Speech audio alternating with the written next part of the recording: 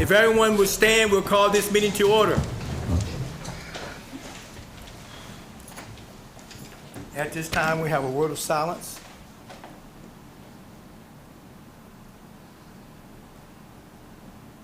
Thank you. I will ask Councilwoman Brent to lead us in the pledge. I pledge allegiance to the flag of the United States of America and to the republic for which it stands, one nation, under God, indivisible, with liberty and justice for all.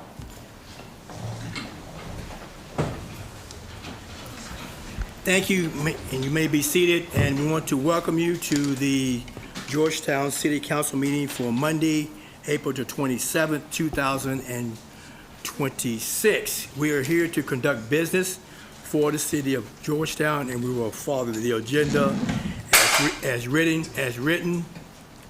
And okay, so that being said, Madam Clerk, would you call the roll? Yes, sir. Mrs. Wilkins-Brett? Here. Mr. Crisp? Here. Mrs. Hambrick? Present. Mr. Hampton? Here. Mr. Minky? Present. Mrs. Lesby Mitchell? Here. Mrs. Tingle Sames? Here. Mr. Stone? All right, thank you, Madam Clerk. Next, item number 3, the approval of the minutes, April 14th, 2026, special city council work session.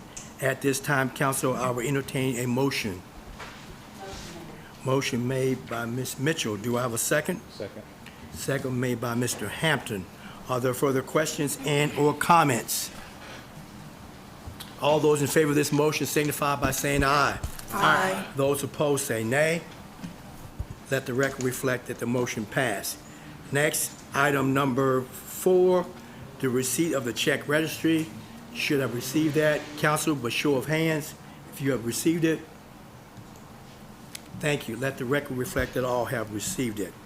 Item number 5, public comments. At this time, on public comments, you will have 4 minutes in which to come and state your name and what your business here before council. Madam Clerk will keep a time for you. At 3 minutes, she will let you know that at that time you have 1 minute. And at the end of 1 minute, we will ask that you take your seat so that that is be done. That being said, Mr. Dan Holman, Mr. Price, I got you. I'm just going to carry the agenda. Oh, okay. Okay. All right. Go ahead. Dan Holman, Georgetown. Yep. I'll just mention 3 things today, 2 of which are sort of on the agenda. So number 1 this is just about Habitat for Humanity, and this is the budget season, and I'm not sure whether or not I forget. The city of Georgetown donates money, to Habitat if that's one of the nonprofits that we support. Okay, but just if it is, and even if it isn't, it sounds like they're having some kind of crisis situation over there. They've, in the past few months, all the employees have either quit or been fired. So they're down, they had 4 employees, and I think 5 maybe total, but they're down now to just the executive director. And some of the ones who quit and were fired, especially the firing one, was fired almost immediately after they asked questions about the finances. So if you all are going to fund them, you might want to just check into how they're spending money. For example, they were supposed to give some money to veterans repairs in Georgetown, and apparently that never happened. And then people started questioning, where did that money go? Because you have to spend, you can't spend it on other things. And then they were fired. So maybe they spent it on keeping, the lights on. But either way, maybe Lena Ramsey, you all can invite her in to just, explain what's happening there and what they need to do, or invite Candace Whitehouse to give you all an update about that. And then real quick, the monument, this historic monument, is on the agenda tonight, and I think you all had some more questions came up about that from last time, about Bluegrass Park, which is this large farm in Georgetown. But just one thing I think some people mentioned about after last meeting was that the gentleman who is the Marcus II was a slave owner. He owned a large plantation down in Louisiana, and then he was a Confederate delegate. He not just fighting in the war, but he worked for the higher levels of the Confederacy. So just you might want to be careful about glorifying a Confederate, a slave owner, down there at the same time that we're removing slave cabins. But so specifically, the wording of the monument could be important, specifically focusing on Bluegrass Park, which was some innovative horse things that happened back in the 1800s of national note. So Bluegrass Park is the focus. And this Alexander Keene person, maybe his name would be on the monument, but it maybe shouldn't be dedicated to him specifically. And then I'll mention about AMI metering, which this is on the agenda tonight from GMWSS. So, and so I don't know if they're going to give, at the last GMWSS board meeting, they kind of suggested they were going to bring Jacobs Engineering in here to give you all a presentation about AMI metering, but I don't really see that on the agenda, so I don't know if they're going to or not. But either way, yeah, so this is maybe something you also move a little bit slowly on. And like Karen has mentioned stuff about this before, give it a chance, give news a chance to get out in the public and gather some public feedback about it before moving forward. So right now, the public of Georgetown, and even I don't think the council has received a presentation, a full presentation about Jacob, what they're going to do in this $7 million project. So this is a pretty substantial project, and then $674,000 of consulting services. So maybe hear the information tonight, think about it, and then hear back from your constituents if this is something they really want to do, if they think this is the best way, and then next time vote on it. So it does, I'll just mention one line in here. This is all based on GMWSS requires a consultant for this because current staffing levels preclude GMWSS from conducting alternatives analysis and other things. They just don't have the internal bandwidth. So maybe, yeah, so this is maybe something we can move a little slower on.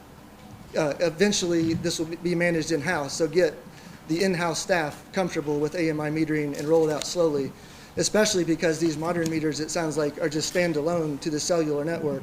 So you could almost implement like a new neighborhood. That's 4 minutes. So just move slow and think about it. Thank you. All right. Has anyone else wanted to speak that did not sign in? Thank you. We will then go to item number 6, which is events applications.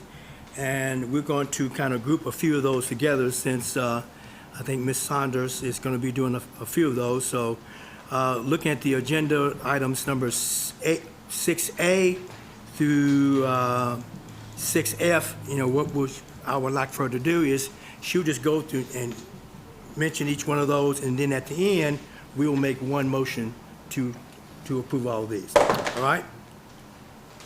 And people dropping things. All right.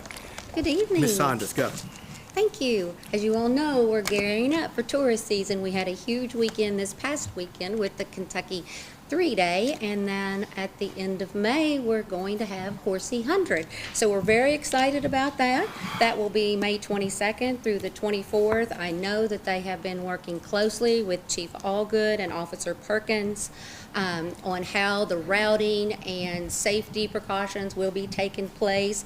So just so you know, that's already been done, and they've had that conversation. And just a reminder that their hub is out of Brookings Park. So just asking for approval for that extra safety measures and support from the police department. Chief Allgood, do you want to say anything about Horsey 100? I know you all have been working so closely with them.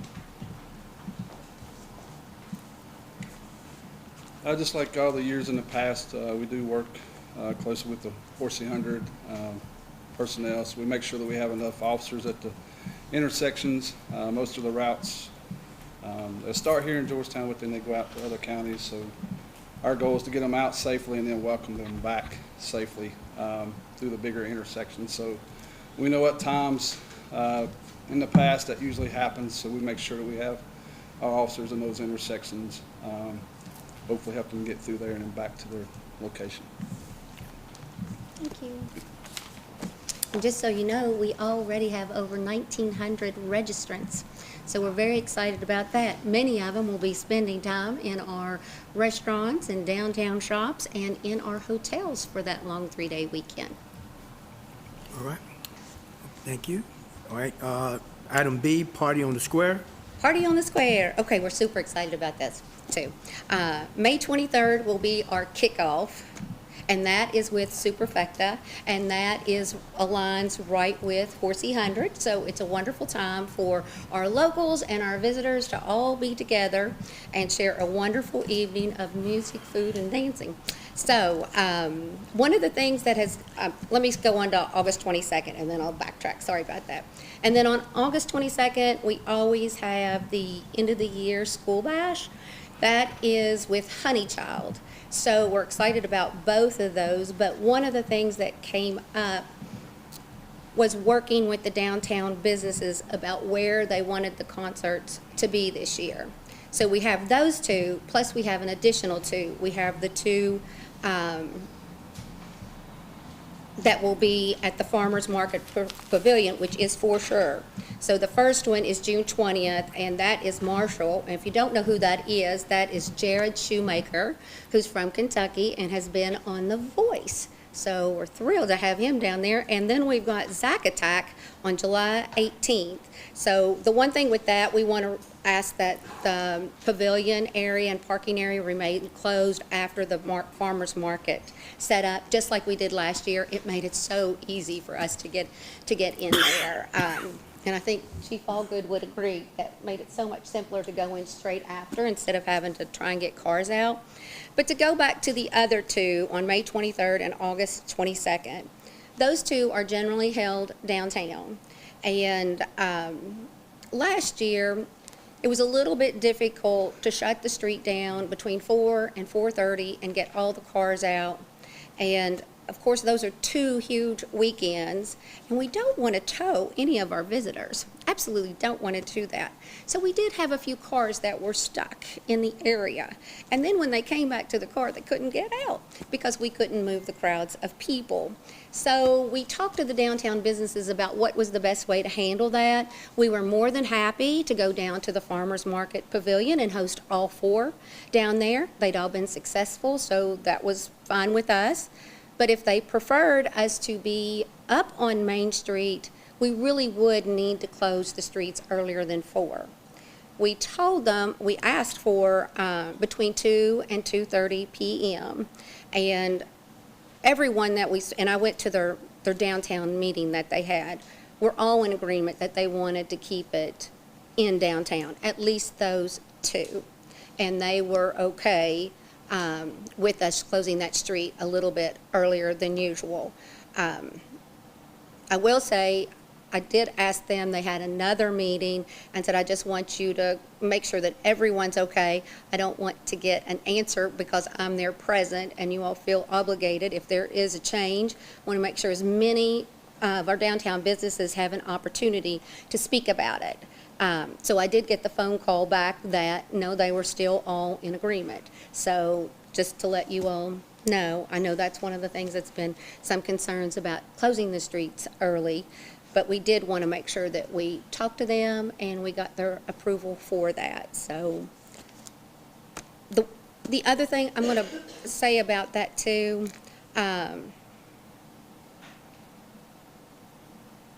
anytime that we have something like the parades and events like this, we do have to consider getting the cars off the street and not having them on there. So just to keep that in consideration when we're thinking about it, that's a lot of the times the reasons we need to have it a little bit earlier than usual, and we want to keep everybody safe. Is next Best of the Bluegrass? Best of the Bluegrass? Okay. Best of the Bluegrass Festival of Horse. That's the big one. It is in September. Closures will begin on Main Street on the 10th of September at 2 p.m. to get ready for the Fireman's Chili Cook-Off, with additional closures the evening of Tuesday the 8th at 5 p.m., and that is so that the carnival can get into the back parking lot and get set up, and there'll be City Hall parking lot and also behind the Justice Building and in between the county attorney's office. Pretty much so the same schedule as last year as far as everything else as activities and things like that. We are trying to ramp up some new things that we're going to be able to showcase in downtown for the festival. Next, Home for the Holidays parade. This is another one that we talked to them about downtown, was the parade, the downtown businesses. The parade begins at 5:30 p.m. But in order to make sure that all of our participants and spectators are safe, we really need to have the cars out of there. In the past, we've let the cars stay, and everyone has just been in between cars, they've been behind the cars, watching the parade. And I think many of you were at the parade last year. It was a big one, and there were a lot of people down there watching it. I mean, there were areas that I could touch, the parade, the participants in the parade with my hand because it was that close. And I have talked to Chief Allgood and Public Works about what is the best way to handle that. And we all agreed the best way to do that is to have those cars off the street during parade times. So I did discuss that with the downtown businesses. Said we'd probably have to close between 2 and 3 to get that done and have the parade ready to go at 5:30. They agree that for the parade, that's a huge event, that safety should be priority when it comes to the downtown Christmas parade. They're also aware that we've got a lot of activities that are taking place, that they may be closed at 2 on that particular day in December, but we have really geared up for Small Business Saturday. That will be the weekend before. We've got a Flannel and Frost event that's going to be coming up. We've got a holiday hop and help. So we're going to do everything we can to make sure that people are shopping, locally. But for the parade, they did agree that 2 to 2:30 would be okay with them. Flannel and Frost, I mentioned that a minute ago. It continues to grow. We're excited about that. That was such a fun time. If any of you made it down there, I think several of you did. That was a new event that we did in conjunction with Georgetown Scott County Parks and Recreation.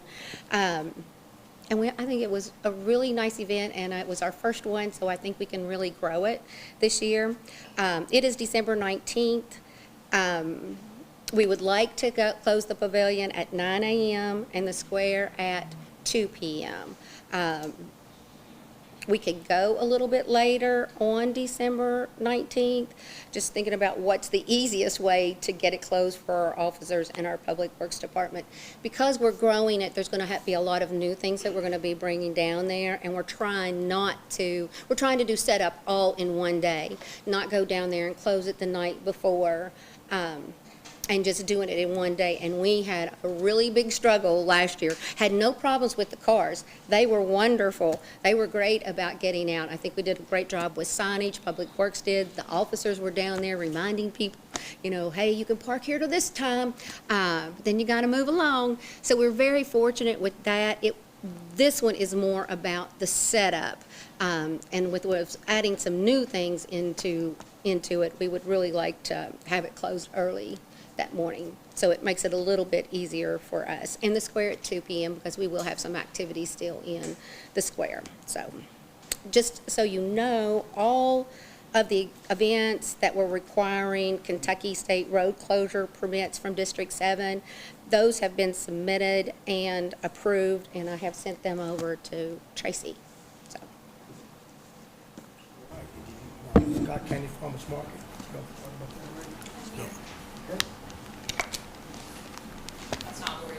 Oh, okay, I'm sorry. I'm sorry. Okay. Okay, now, so you have heard from item A through E. At this time, I will entertain a motion. I'll make a motion, Mayor. Motion made by Ms. Brent. Do I have a second? Second, Mr. Mayor. Second made by Mr. Chris. Are there further questions and or comments? Comments? Mayor, I have one. Yes. So with the, especially the May timing event, where will we be with the brick project in that area? Will we be finished in that area, or can we be finished in that area so we're not disrupting the sidewalk during those events? That is a very good question for City Engineer Eddie Hightower.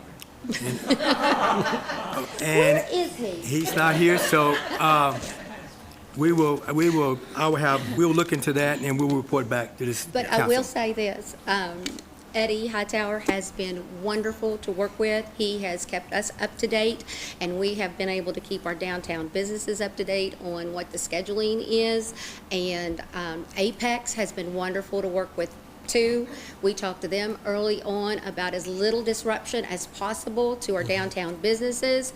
That's why they're working on the parking side of, or parking would be rather on the sidewalk side, so that customers can still get in and out and enjoy our downtown. So I'm sure that they will do anything that we ask, because they have been wonderful through the whole process. Yeah, All I just right. think it's important for us to coordinate that so that we don't create any unnecessary obstacles. I'll put that on my list. Thank you. All right, and I will also check with Eddie to make sure that, and give us some type of timeline as to that. All right, you have heard the request, and motion been made and properly second. And is there any other comments and or questions? All those in favor of this motion of approving these events signify by saying aye. Aye. Those opposed say nay. Thank you. Now, Scott County Farmers Market. Good evening. Very excited about starting the market again. We will begin on May 9th, Mother's Day weekend, and we will go through September 26th. We will tag on to a couple of the activities that Lori has shared for our pop-up markets this coming year. So we are excited about having the opportunity to be involved in those. We want to thank you for the support that you gave us last year. The closing down of the parking lot at midnight the night before was very helpful. And the support that we got, we had regular visits each week by the police that walked through and just made sure things were going well, and it really made a difference for us.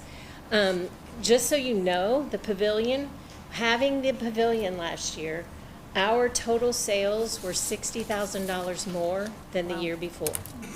We had so many more customers, particularly during August and September when it was very hot, because it was very comfortable to walk through the market. I had to wear a sweatshirt a couple days because there is a wind that goes through there and cools things down, and so it makes it very enjoyable to be there. So that we've really, really enjoyed having the pavilion and the difference that it's made for our market. We are expanding a little bit this year. May adds a few tents every once in a while because we have some visiting vendors that can't come every week, but that can come throughout the season. And so I think that's going to also help us to be able to have more offerings for our customers. So, any questions or? All right, Oh, yeah, just a real quick question. Are you still accepting vendor applications, and what's a brief overview of the price structure for that too? Okay, we are accepting what we are calling visiting vendors. Our full-time vendors' spaces have already been filled, but we have times during the summer where people can't come, and so we want to have other vendors come in and fill their spots. It's a $200 fee for the whole season if you are a full-time vendor. It is $25 a time for a visiting vendor until they get to $200, and then we don't charge them anymore after that. Great. So That's it's real pretty reasonable, yeah. It's very reasonable especially if you look at some of the markets around the area. That's great. Thank you. all right. So, You have, Mayor, one other quick question. So in a similar light, Devin, you had sent out this morning an update on the City Hall and the back of City Hall and the paving and striping and that. Just the coordination and timing of not only doing that, but getting the equipment out, so that they're able to maximize the space available, That would be there. wonderful. Yeah, I've got your contact information through the application, so I'll contact you with updates as we schedule. Excellent. So, Oh, excellent. That's good. And any chance there's a bathroom? Access? Okay. Well, we appreciate, Still working on that. you're still working on it. Okay, thanks. Jim. City Hall's not done yet. All right. You have heard the request. Do I have a motion? So moved. Motion made by Mr. Minky. Do I have a second? Second. Second made by Ms. Hambrick. Are there further questions and/or comments? All those in favor of the motion signify by saying aye. Aye. Those opposed, say nay. Thank you. Look forward to seeing you down there. Yes. Item 6G, Southern Nights.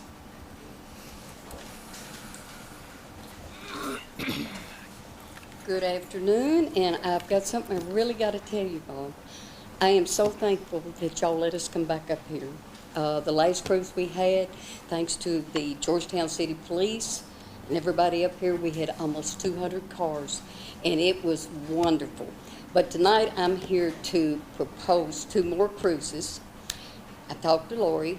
We're going to change, would like to change to July 11th to July the 4th. The July the 4th, y'all are having your parade. So with her help, we thought we would come in after the parade, maybe bring us some cars in behind. After the parade, then we go out, come back, the streets will already be closed. So don't have to worry about that. And we thought that would be probably more the wonderful ideal than the 11th. Also, on September, we want to go back here to the farmer's market. So we would like to have your approval on both of them. Anything? I was just going to touch on the 4th of July, if you don't mind. Go right if I ahead, step ma'am. in. Thank you. Ms. Brenda and I talked about the fact that, we're trying to be as friendly to our downtown businesses as possible. And we were having the discussion about the July 11th. And we've got several things coming up in July where, there's going to be, with the 4th of July parade, then we'd have the July 11th, then we'd have our concert and some other things. And I just threw out the idea, would they consider, since the streets are already closed on July 4th, would they be willing to do their car show immediately afterwards? Actually be in the parade and then come back around and be in downtown. Now, before I did that, I want you to know, I did talk to the downtown businesses. Just so you know, I did have a discussion with them about it. Most of the retail, they close as soon as parade scatters, so they had no problem with it. And the restaurants enjoy having the car show down there. They see it as a benefit. So the downtown businesses as a whole agreed that yes, with it already being closed, and they close already right around that noon to 12:30, it would make more sense to go ahead and keep it closed rather than asking for it to close on July 11th. So I just wanted you all to know that I was the one who kind of brought the idea up as a solution between, downtown businesses being able to continue on and for them to be able to have their show also. So. And I should say, I did speak to Tom Combs about it too. Good. Because I said, this affects you all, with them going to be part of the parade, and he was all for it. As me and him discussed, what's more American for 250th birthday than having a fabulous car show in your downtown? And then after you do the parade and you go to the car show, then you go out to Brooking Park for fireworks and music. I mean, what's more Americana than that? And we've also volunteered anybody that wants to ride in one of them cars, if you'll let me know. We got you taken care of. Yes. All righty. At this time, you have heard the request. Do I have a motion? I'll motion, Mayor. Motion, Mayor. Okay, motion made by Ms. Brent, second made by Ms. Sames. Are there further questions and/or comments? Yes, Mayor. Yes? Looking at the September 26th application, did you say it was at the Yes, Farmers Market Farmers Pavilion? Market, uh-huh. Okay, the application says Broadway to Mulberry. we changed that back because she suggested that we didn't want to close the streets again. So we want to go back down there instead of closing the streets. Okay, but it says, will the streets be closed? Yes, on the September 26th application. Does she just need to Amend send that. a Yeah. corrected one? Right. Yes. Yes. amendment. Send a corrected one to Yes. Tracy and then come back Yeah, before you okay. all? Will that work? Okay. That'd be good. Actually, she wouldn't have to come No, back in we- front of us. No, We just no, think no, no. that Yeah. No. No, Fine. that's fine. Okay. So- And make it into, I'll make it into the motion that your second event will be at the Pavilion and your first event will be 4th of July on Yes. Main Street. Thank you. I just made it into the motion. Thank you. And I'll second. Actually, I guess you should have made it into Yeah. the motion. I'll second. And that's fine. Okay. I'm All going right. to say, everybody has worked So, very well through this okay, so we have a process. motion made, okay, and second, Yes. all right? Are there further questions and or comments? So we're gonna make those amendments to that, and then we're moving forward. Are there any other questions? Those in favor of this Good motion? compromise. Good compromise. Those in favor of this motion signify by saying aye. Aye. Those opposed say nay. And there you go. All right, I need to talk to I'm gonna, there was an individual that wanted to speak, that did not put his name, he had his name on here, but he went outside, he had to take a phone call, so, Terry Thomas, he wanted to come back on public comments, and he was not in at the time, so I'm gonna let him come back up and go ahead and have his 4 minutes. Go ahead. Thank you. I apologize, and it probably won't take a full 4 minutes, but I'm up here talking about the King Richardson. The last time I was here, I was up here with the Tilfords, and after we done what we done, we remember that Tilford and I walked out, and the next line of business was going into this nomination. So I wasn't in here, but I know my phone was ringing in my pocket. And when I went to dial it, it died. So I really didn't know what the phone call was about, but it was about King Richardson. Well, when I got to my phone, the first thing that I heard, King Richardson. I don't know who knows him or much about him, but the first thing come to my mind when they mentioned his name was he was the owner of Hansel Williamson, the Hall of Fame blacksmith. Hansel Williams was the first, he won the first Kentucky Derby. He was the owner of this man. He was also the owner of Harry Lewis. When we talking about Boston and the Boston, the book and all of that, it's another great trainer by the name of Harry Lewis, which lived out on Seabury. We talking about him too. This man owned both of them. At 17, when his father died, he inherited over 200 slaves off of Transylvania plantation.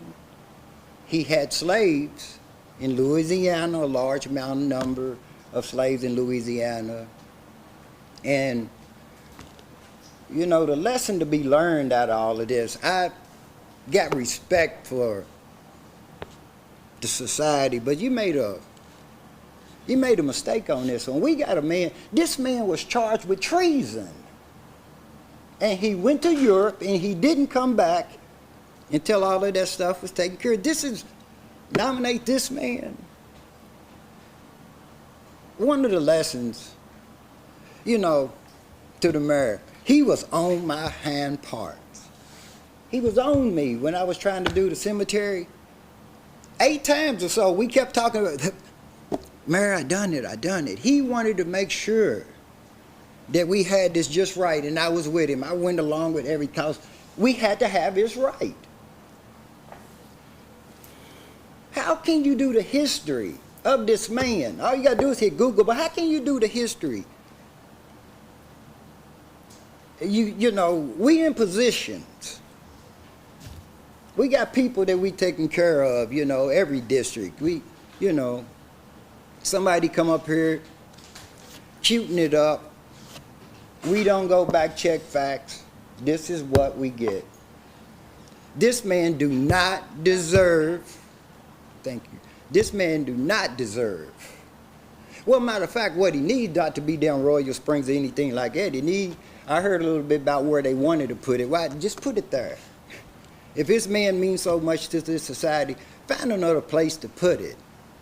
But don't do this to us. Just don't do this to us. All right. All right. Okay.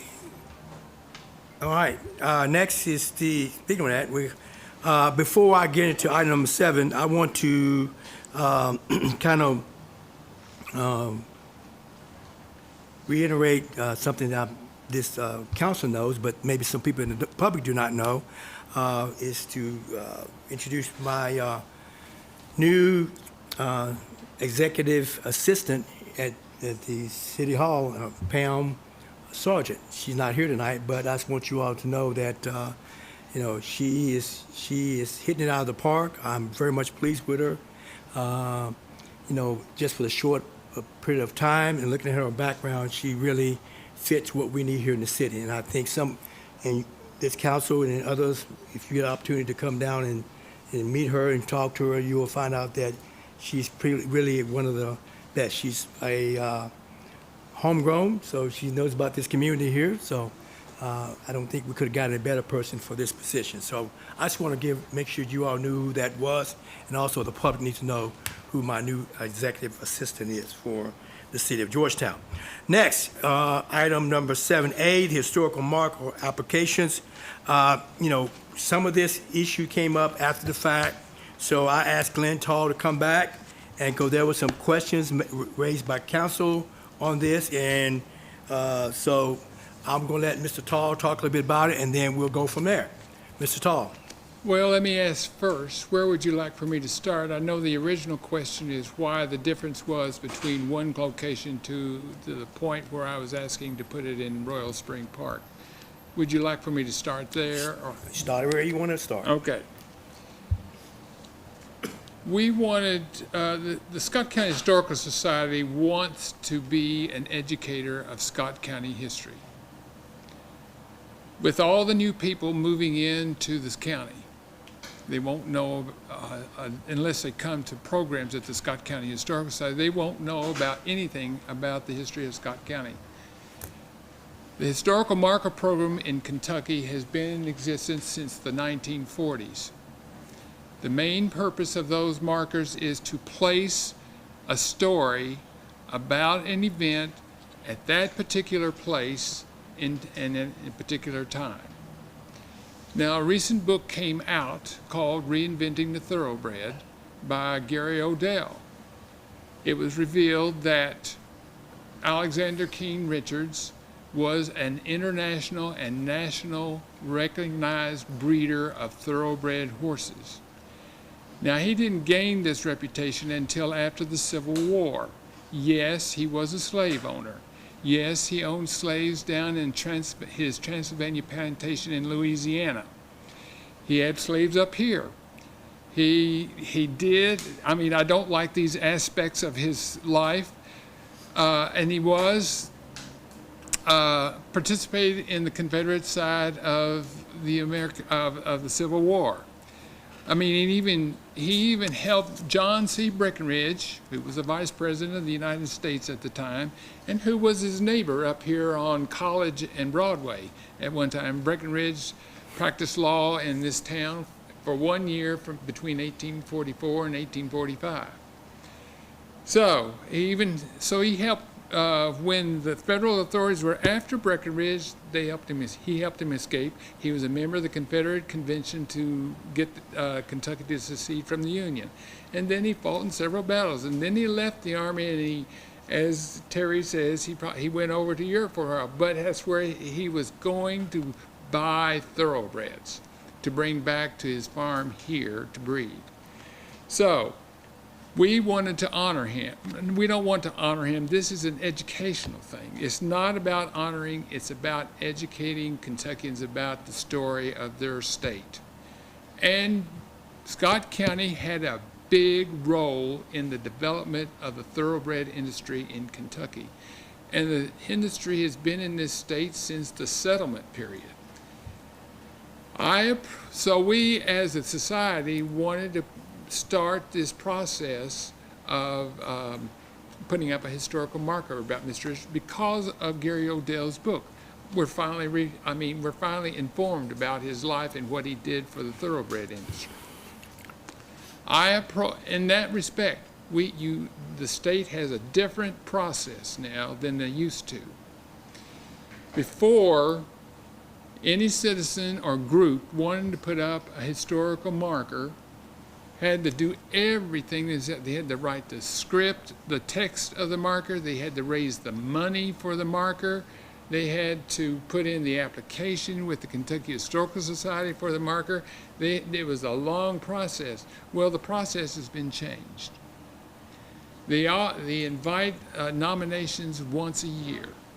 And that was this, and this is what I came before you all about at this time. The deadline was April the 1st. When I first asked the city to write a letter of support, I had in mind the corner of Rucker and Broadway.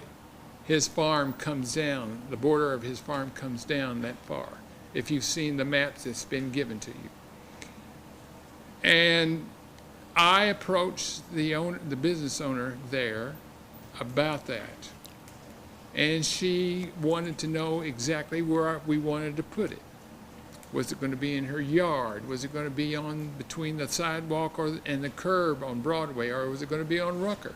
Well, I gave her all those possibilities, but I wasn't going to have the final say. It's the Kentucky Historical Society and the Highway Department. Well, she wanted to know specifically where it was going to be.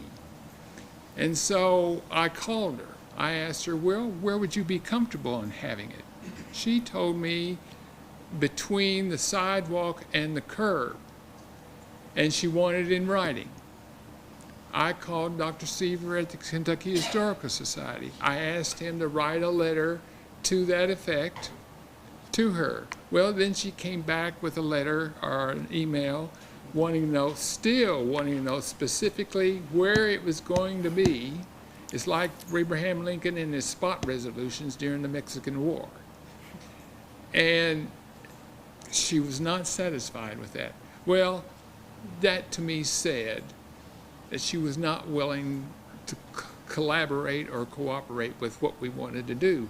And she has every right to refuse that sign on her property. So I looked at the map again, and Mr. Richards' property comes down to what now is Royal Spring Park. And I thought, I'm running out of time. I don't have to, and I could have negotiated with her, but I just didn't have time to negotiate with her. She could put more obstacles in my way.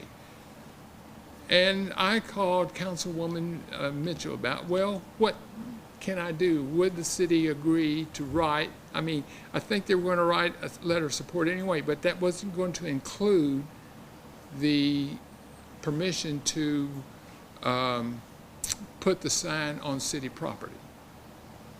I had to ask that additional one because the Kentucky Historical Society wants assurance that if they, and the project's not approved yet, it won't be decided on until August or somewhere in that area. If it's approved, they want assurance that the marker can be put up where I said I'm applying for. So that's where the mix-up came in the original one, and that's why we changed locations. Do y'all have any questions at that point? Okay. Do you want me to answer Mr. Thomas's? I'd have a question. So to continue the story, you turned in the original, the information. What I gave you was to talk to the mayor. Yes. And then when you submitted your information to the mayor, it had the original address. Yes, thank you. Because exactly. So when I sent in the original request for a letter of support, it had the Rucker Broadway corner on it. I didn't have the time, by the time I talked to Councilwoman Mitchell about it, to send you an updated application, nomination application. So that's exactly where the mix-up came. We don't want to put this marker up to honor or put him in a Hall of Fame or erect a statue in his honor. This is an educational instrument. You've gone, all of you all have been across the state, you've been around here, you've seen the historical markers. We have markers in this county up for disreputable people as bad as Alexander Keene Richards. I mean, look at Basil W. Duke, General of the Confederate Army in the Civil War. We have Zerelda Cole and Robert James, the parents of Jesse James, who was married in Sadieville. We have, this is not about honoring, this is about telling a story. This is about telling us part of a story. And there are about 29 markers in Kentucky about the horse industry or horse racing. Only 2 about horse breeding, horse breeders. It's a big gap in the story. And one of those horse breeders' name is, if I can find it quickly, his name is Dudley Brown. He was a black horse breeder in Woodford County, near Midway. His name is up there. There's another horse breeder here that is not, oh, it was Edward Dudley Brown, excuse me. He was an African-American horse owner, developer, and jockey, and a former slave. I'm a historian. I just don't want to get us, we're already in an atmosphere of political correctness in history. I mean, if we have the same kind of attitude about denying Richard's story because he contributed a lot, even though he was deficient in those other areas in his life, we're denying the people of Kentucky and Scott County the story, part of our story. We need to know the good and the bad. Now, the text, I don't have any control what the text is going to be. If it is approved, it will go to the Kentucky Historical Society to write the text. Now, we may have some ability to tweak the text once it's approved and it's written. But my anticipation is that it's going to be about Bluegrass Park. That was the name of Richard's breeding farm here, and it's just a half a mile up the road. I'm sorry that he owned slaves. I'm sorry that he's got that in his history. I mean, my ancestors fought on the Union side. Of course, some of them fought on the Confederate side. We're split in that way. Not crazy about that. And some of my ancestors owned slaves.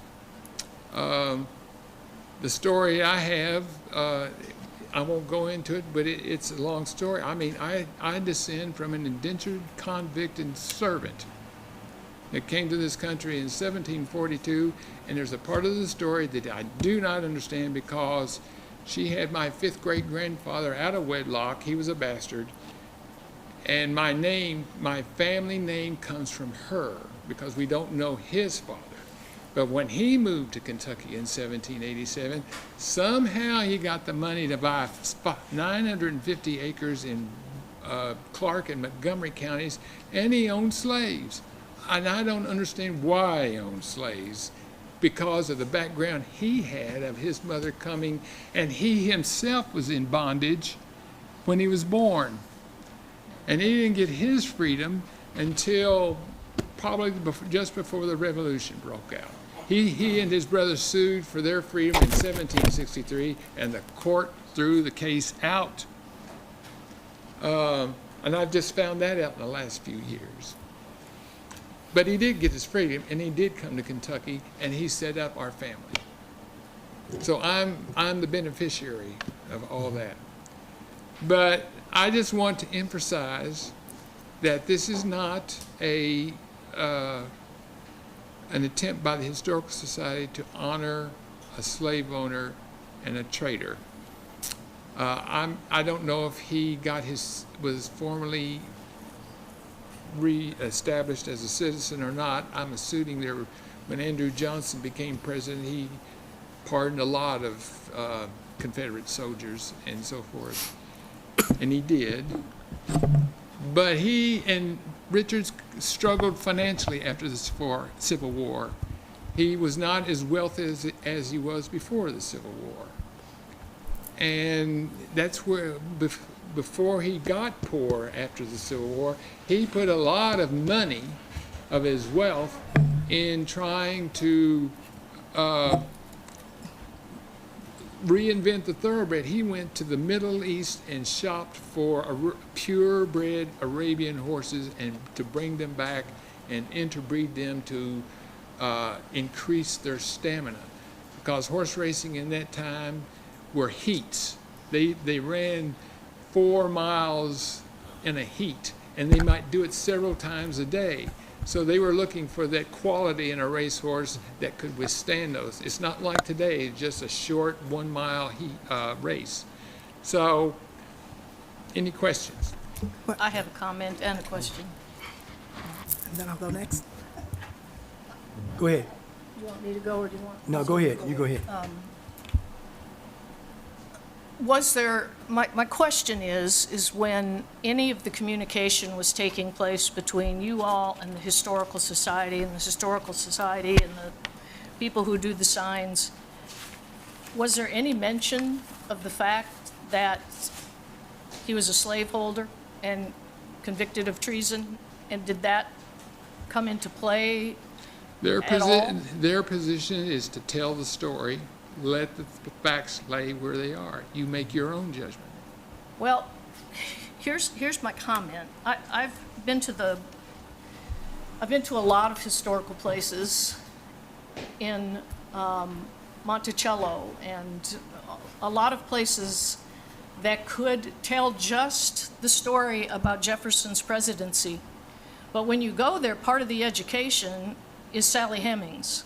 And Right. the fact that he had slaves. Right. And the same with Washington's Mount Vernon. They now, it's a both and. It's not an either or. We just tell about horseback riding or horseback breeding and whatever, that's admirable. When you go to Texas at the state capitol and you read all of the historical signs there, on one side it tells all of the things that the Confederates did. And on the other side, all of the things that they did that were not admirable. And I feel most comfortable with a historical sign in this day and age that's both and not either or. Mm-hmm. I understand that the original intent was to tell the story of horse breeding. And again, it's very admirable, but I really cannot vote for a sign that does not tell the other part of the story if we're going to put an educational marker up, especially if it ends up at Royal Spring. I just don't feel comfortable if we can tell the whole story. I think that's history. Well, I mean, I would like that too. I don't know if they've got room on the sign to do it. Well, there's two sides to the sign. Yeah, and I can talk to Dr. Seaver about that and just let him know where you all stand on that. I mean, I've already gave him a heads up of this conversation that we're having. I don't have any problems about Yeah, this is no them reflection on you. That's why I've asked Yeah. about conversations back and forth. But I just have to hold to that. And there's other ways we can tell that story. I mean, we've got a museum. We've got the Historical Society. I've had programs on Black history, on slaves. We've had Alistine Turley. Well, let me proffer this. Okay. There were Ku Klux Klan meetings in Scott County Yeah, in certain places that are known. right. Do we want to put a sign talking about the famous Ku Klux Klan leaders that were from Scott County there? Well, I don't know if we want to put a sign up about the leaders, But but my point in saying that is a sign means something more than going to the museum and seeing something in a glass case with a little piece of paper. I think we don't have that many signs, and so we are Here's a- emblematically leaving out important information. Well, here's an experience I had when I was city commissioner in Danville. I had a constituent call me up, was a bookstore owner. There was a book that came out that was entitled Hitler, Path to Power. And it was written by Charles Braceland Flood over at Eastern Kentucky University. There were two men that came in there and wanted that book taken out of their window and the book signing canceled. And she was concerned about censorship, giving honor to an evil man like Hitler. But I didn't really see it that way because the author was not talking about glorifying him. He was trying to educate the public how such a dropout high school Austrian was able to rise up through the ranks and become Chancellor of Germany and then put the whole world in flames. Well, let's do the same about this sign. Well, I agree. But again, I have no control. I don't have any direct control over the I know, and writing that's of it. what worries me. Yeah. Is that we don't, if we vote for this, we don't have control what's on the sign. And- So that's where I land. Hold up just a minute. Sandra next. Sandra? Oh, okay. Go ahead. Okay. I agree with what Councilman Hambrick says or whatever. I just want to put on the record, when we voted for this, I just want to say I made a mistake because I didn't do my due diligence of doing my research, and I wouldn't have voted yes. I had constituents to approach me, and I went and read up and all that. I didn't have all the information that we have now, but like I said, I want to take ownership that I did make a mistake, and I just can't say yes to that. I don't agree with putting it up. Maybe at the place that you wanted to with the individual, but not at Royal Springs. But like I said, I just want to put that on the record that I just don't agree. Okay, let's see. We're not in order here. Let's see. I think Ms. Mitchell and then Todd. I think that at the last meeting, we did say that we would write the letter and it did say that it was Royal Springs Park.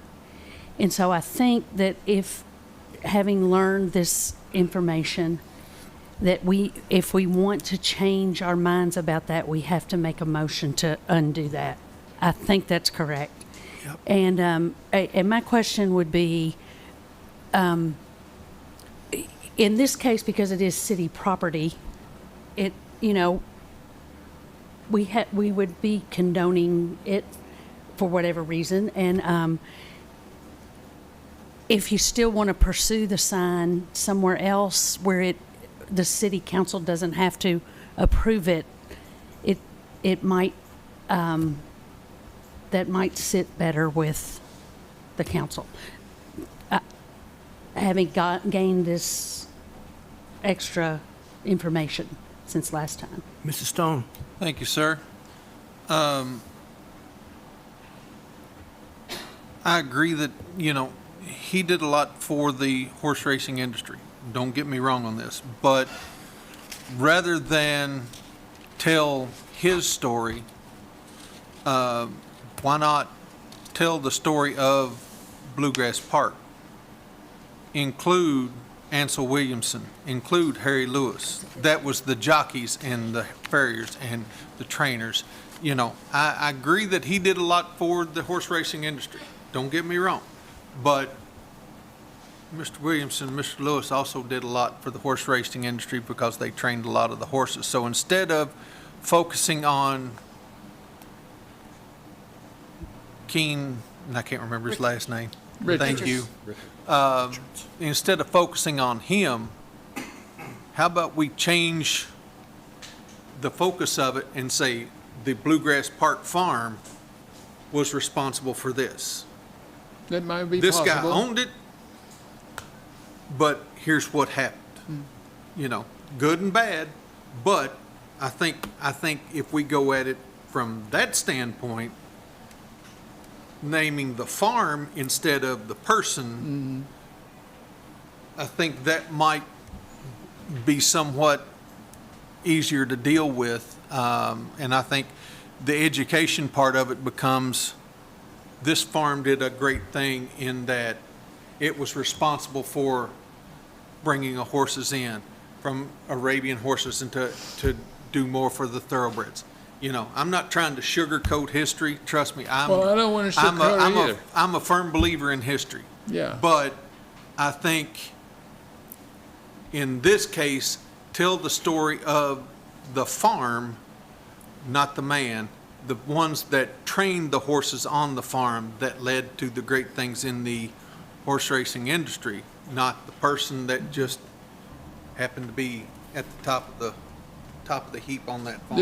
There is another, and it doesn't probably change the view any, but I don't know if any of you are familiar with the artist Edward Troy. Yeah. Richards housed him on his property. Edward Troy managed his farm when Troy was away in the Civil War.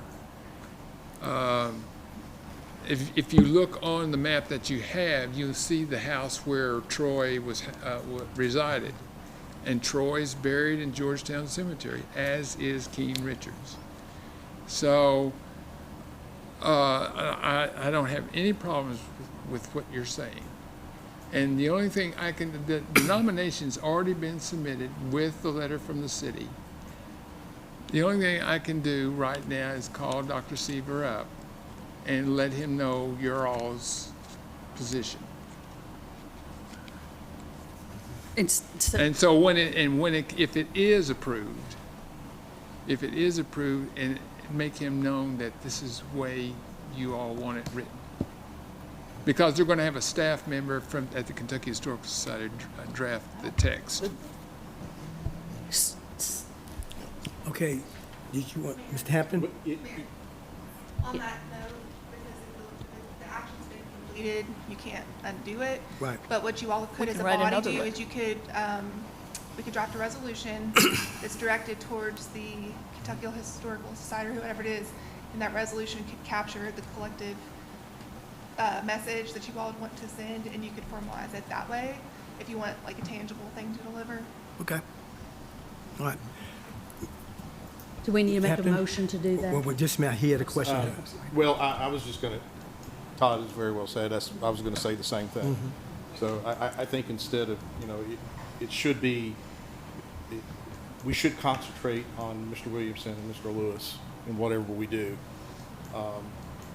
And I would be glad to make a motion to draft a resolution that we send to the Kentucky Historical Society stating that our preference would be to recognize these two individuals and the farm as well. And I think the mayor has Dr. Seaver's Yes. address, so Yes, I do. he can send it to him. Okay, so a motion has been made. I'll second. Do I have a second? I'll second. Second. Okay, Ms. Brent, second. Now, are there further questions and or comments? Mr. Menke? So I too have the same thing. When you look at history now, a lot of it is location and labor. So along the same lines of what Todd was talking about. I don't think that you need to limit it to just the three individuals that you're talking about, because there's a whole lot more that operate that farm that make it a success. When I sent my information to you, that's what I was referring to in my Paul Harvey moment of Right. the rest of the story. Well, just be mindful that you've seen the signs there's not much room for a lot of text. You can't go, it's not like writing a book. I totally understand that, but there are ways to craft a message that cover the topic to educate, which was your primary purpose, and to tell not only the story, but the whole story. And so that's my point. The other point is in all the confusion of putting it in Royal Spring Park. And so without telling that whole story, you have this disconnect between one of the stories we're trying to tell with the park is black enslaved, former slaves that had built the cabin and lived in the cabin, and all the economics and the social foundations that were laid in this community around that spring from a lot of members in this community. And researching a lot of that, there's a lot of economic things that were started there by the black community that we have really built upon as a strong foundation in this community. The water as a water source, an ice house, there are a number of things there. So I think it is important. But you can that only we- do that Excuse me. well in Excuse me. successive signs. So I think it's important that whatever phraseology we use there, we're telling the whole story and capture it. Unfortunately, what we received was all just glowing things about what King Richards did, which are all true and are part of that story, but it's not all of the story. So, Miss Sames. I just want to say, I'm kind of with Willow on, I would love to see, I see that your hands are tied, this goes to Frankfurt, but I'd love to see it say, because actual history is more exciting when you see the good, the bad, and the ugly. And the gentleman did good, but the gentleman had a sordid past that we wouldn't want to really celebrate. If you could change the language, like Willow said, change the language that's on the sign, that it said his past discretions as well as his successes, and had the full story, as Kim said, on it. But if that couldn't be done, I have two other suggestions, and I'm just throwing it out here. One, if it's just all going to be about the horses, why doesn't it go to Oh Friends? If it's just going to be about the horses and his breeding, maybe that's a good location for it. The other part of it is, if they will not change it or add the other side of the story to the sign so someone can see this full perspective of the gentleman, what if we put the sign up to tell the rest of the story? There's nothing that prevents us, if the state of Kentucky does their sign and puts it up, and that's all on them, why could we not, as he was talking about with the farm and the trainers and his background and being a slave owner, we put up our own sign right next to it that says, this is also the other story of this gentleman. Because I don't believe in hiding history. We learn from our history and try not to make those mistakes again. But I'm like Willow. I want to see the good, the bad, and the ugly part of it to understand humanity and people and how we changed and how we've grown.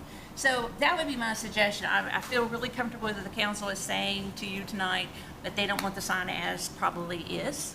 They either concentrate on the farm, concentrate on our local, or tell the story of who this man was completely. But if they don't say that, and they say, no, they can't change that, and you have to come back to us, maybe they can find a new location, a different location, or we go back and we put the other story next to it.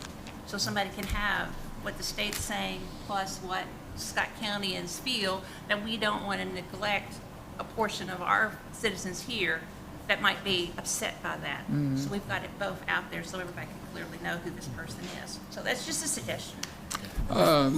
Just to comment on your first comment about putting it at Old Friends. We want to put it there because his farm came down that far to Royal Spring. And the sign program is to put the sign where an event actually happened. I understand. Okay. Mr. Crisp. Yeah, I agree with the rest of council. With controversial and complex historical figures, which we see quite a bit throughout history, a sign in light of the newer information we've received, about this gentleman and his deeds, unless it could be worded properly to do justice to everything, the good, the bad, and the ugly, which is probably tough on a historical marker You know, we've all seen them, 5, 6 sentences. You can't really do a lot. In that regard, I would rather just not see a historical marker for him and his deeds if you can only just tell just all the good stuff in everyone's mind and not represent, you know, the whole picture of who he was. So I share everyone's concern and agree that a different solution should come to play.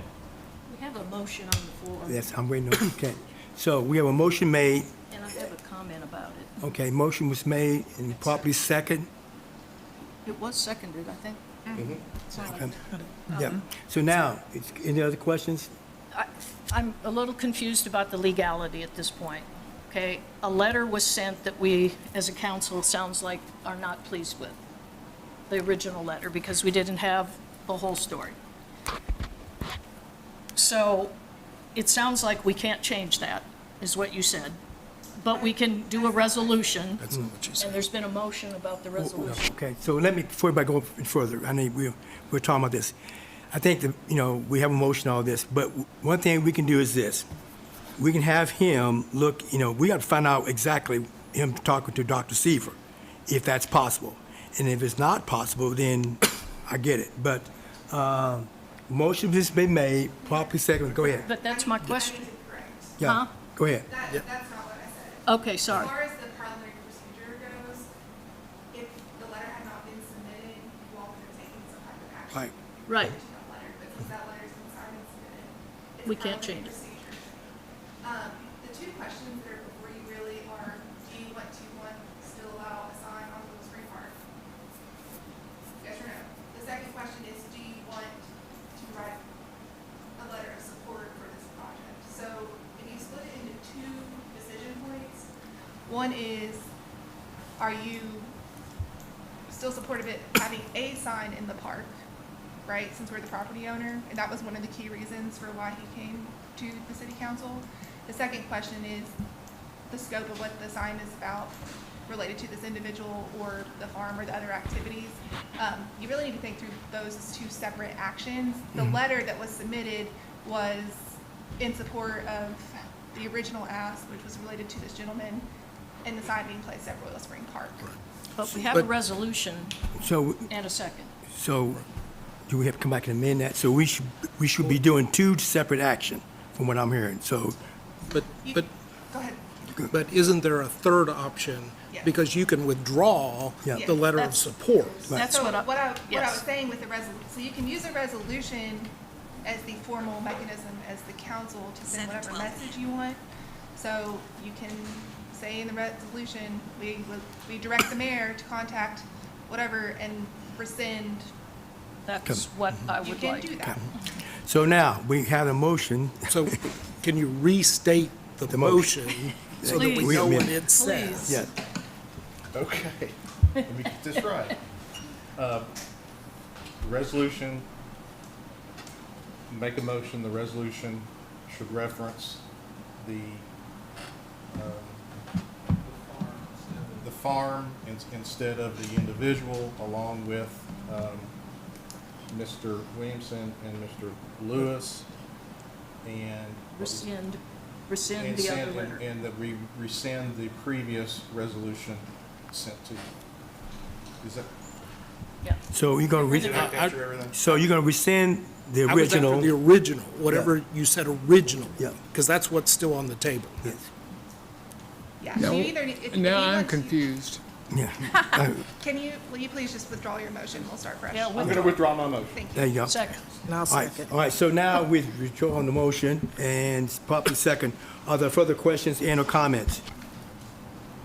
All those in favor of this motion of withdrawing it signify by saying aye. Aye. Those opposed say nay. Now, the new one you can put in. You want it, Greg? You want me to do it? Please. Okay. Thank you.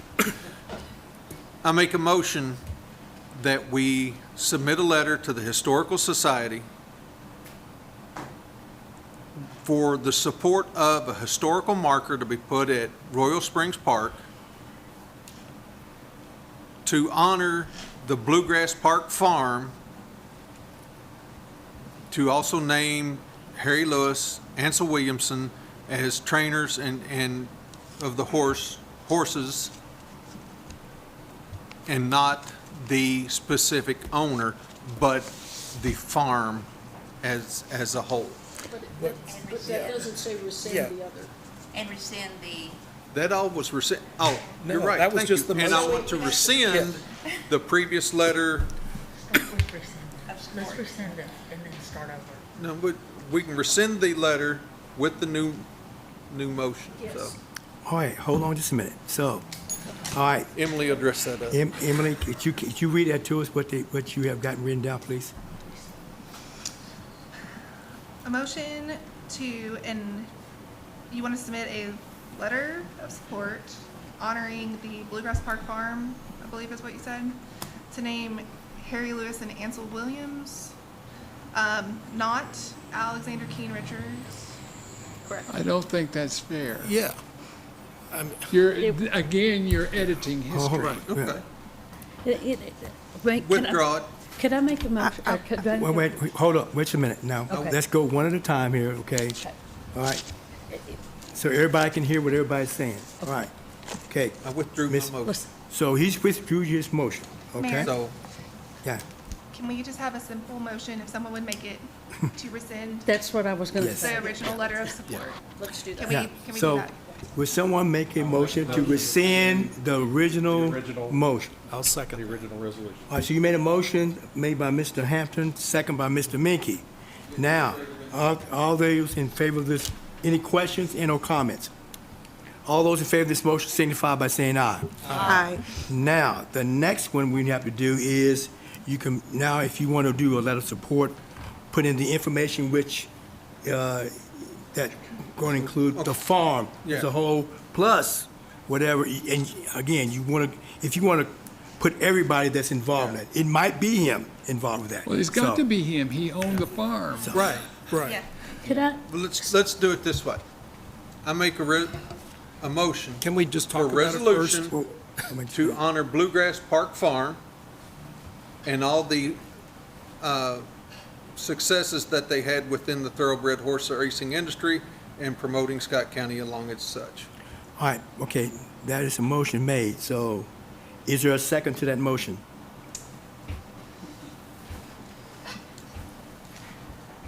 All right, It gets as boiled down as possible. Yeah. Repeat that again. Make a motion that we honor, that we submit a letter to honor the Bluegrass Park Farm and all of its successes within the thoroughbred horse racing industry and within Georgetown and Scott County and the United States. okay, all right, so your motion's been made, do I have a second?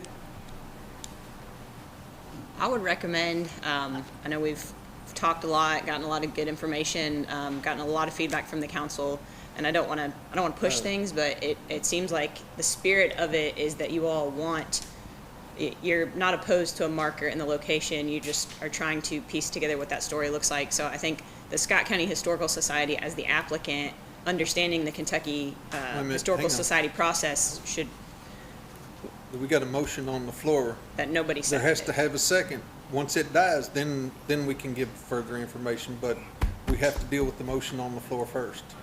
But there was one Didn't second, get- no one didn't get seconded the seconded. motion. That motion, nobody. Nobody but you seconded the didn't motion. You didn't call for the second yet.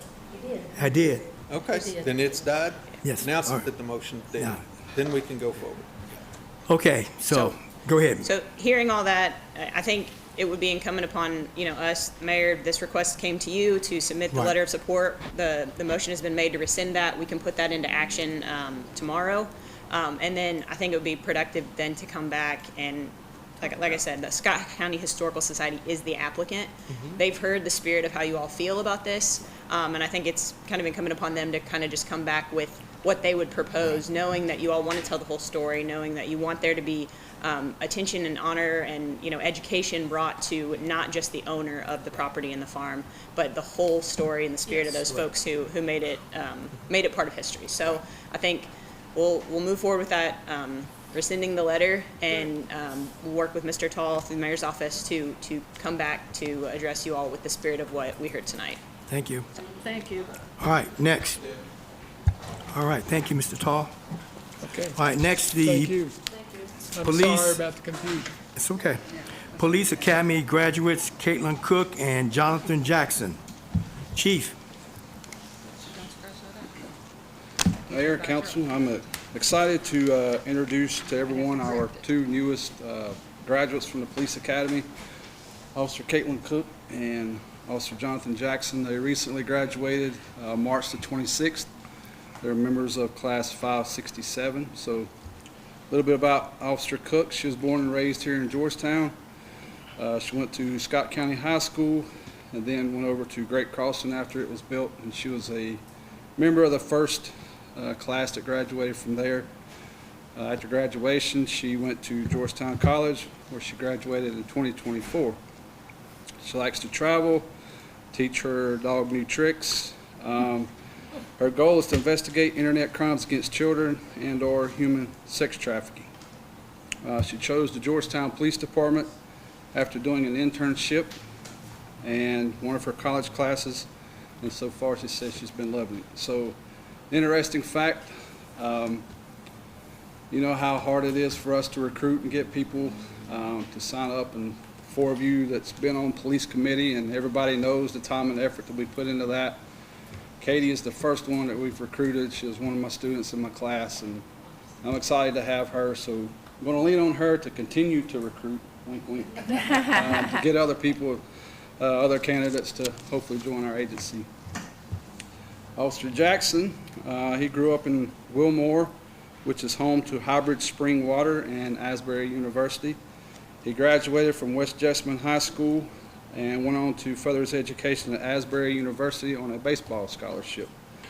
There he studied contemporary music theory, and his major was in worship arts.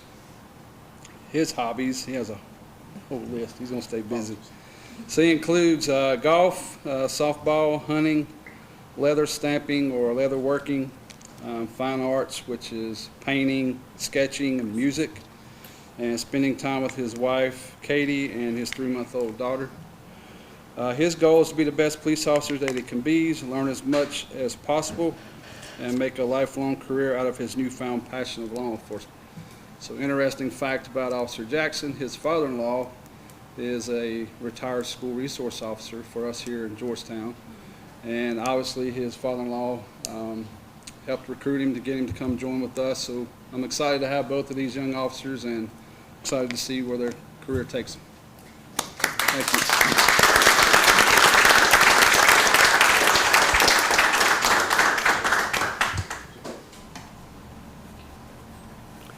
All right, thank you, and Officer Jackson and Officer Cook. Welcome to the finest agency in the state of Kentucky. All right, moving on to item number, Mayor's Comments 7C, the update of the 2026 Senate Appropriation and Revenue Request for Legacy Run Commerce Park. You know, this can... Mr. Mayor, I need to recuse myself on this due to a potential conflict with an immediate family member. Okay, thank you. Thank you. All right, I'll wait.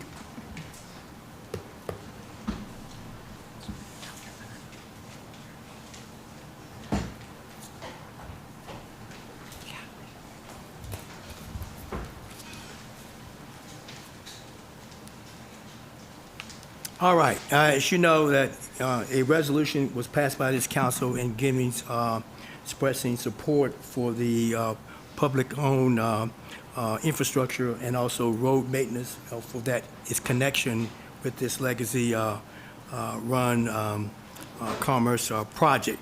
As you know, we did not put a dollar figure on it because we wanted to wait to see just what the state wanted to put involved.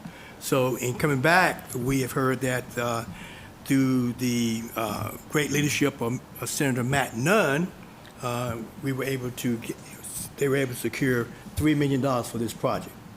So that being said, and we still want to show our support for this project, I'm going to make a strong recommendation that I'm going to put in this year's budget $500,000 towards this project. In the budget. upcoming budget. So was that a $5 million project, though? Yes.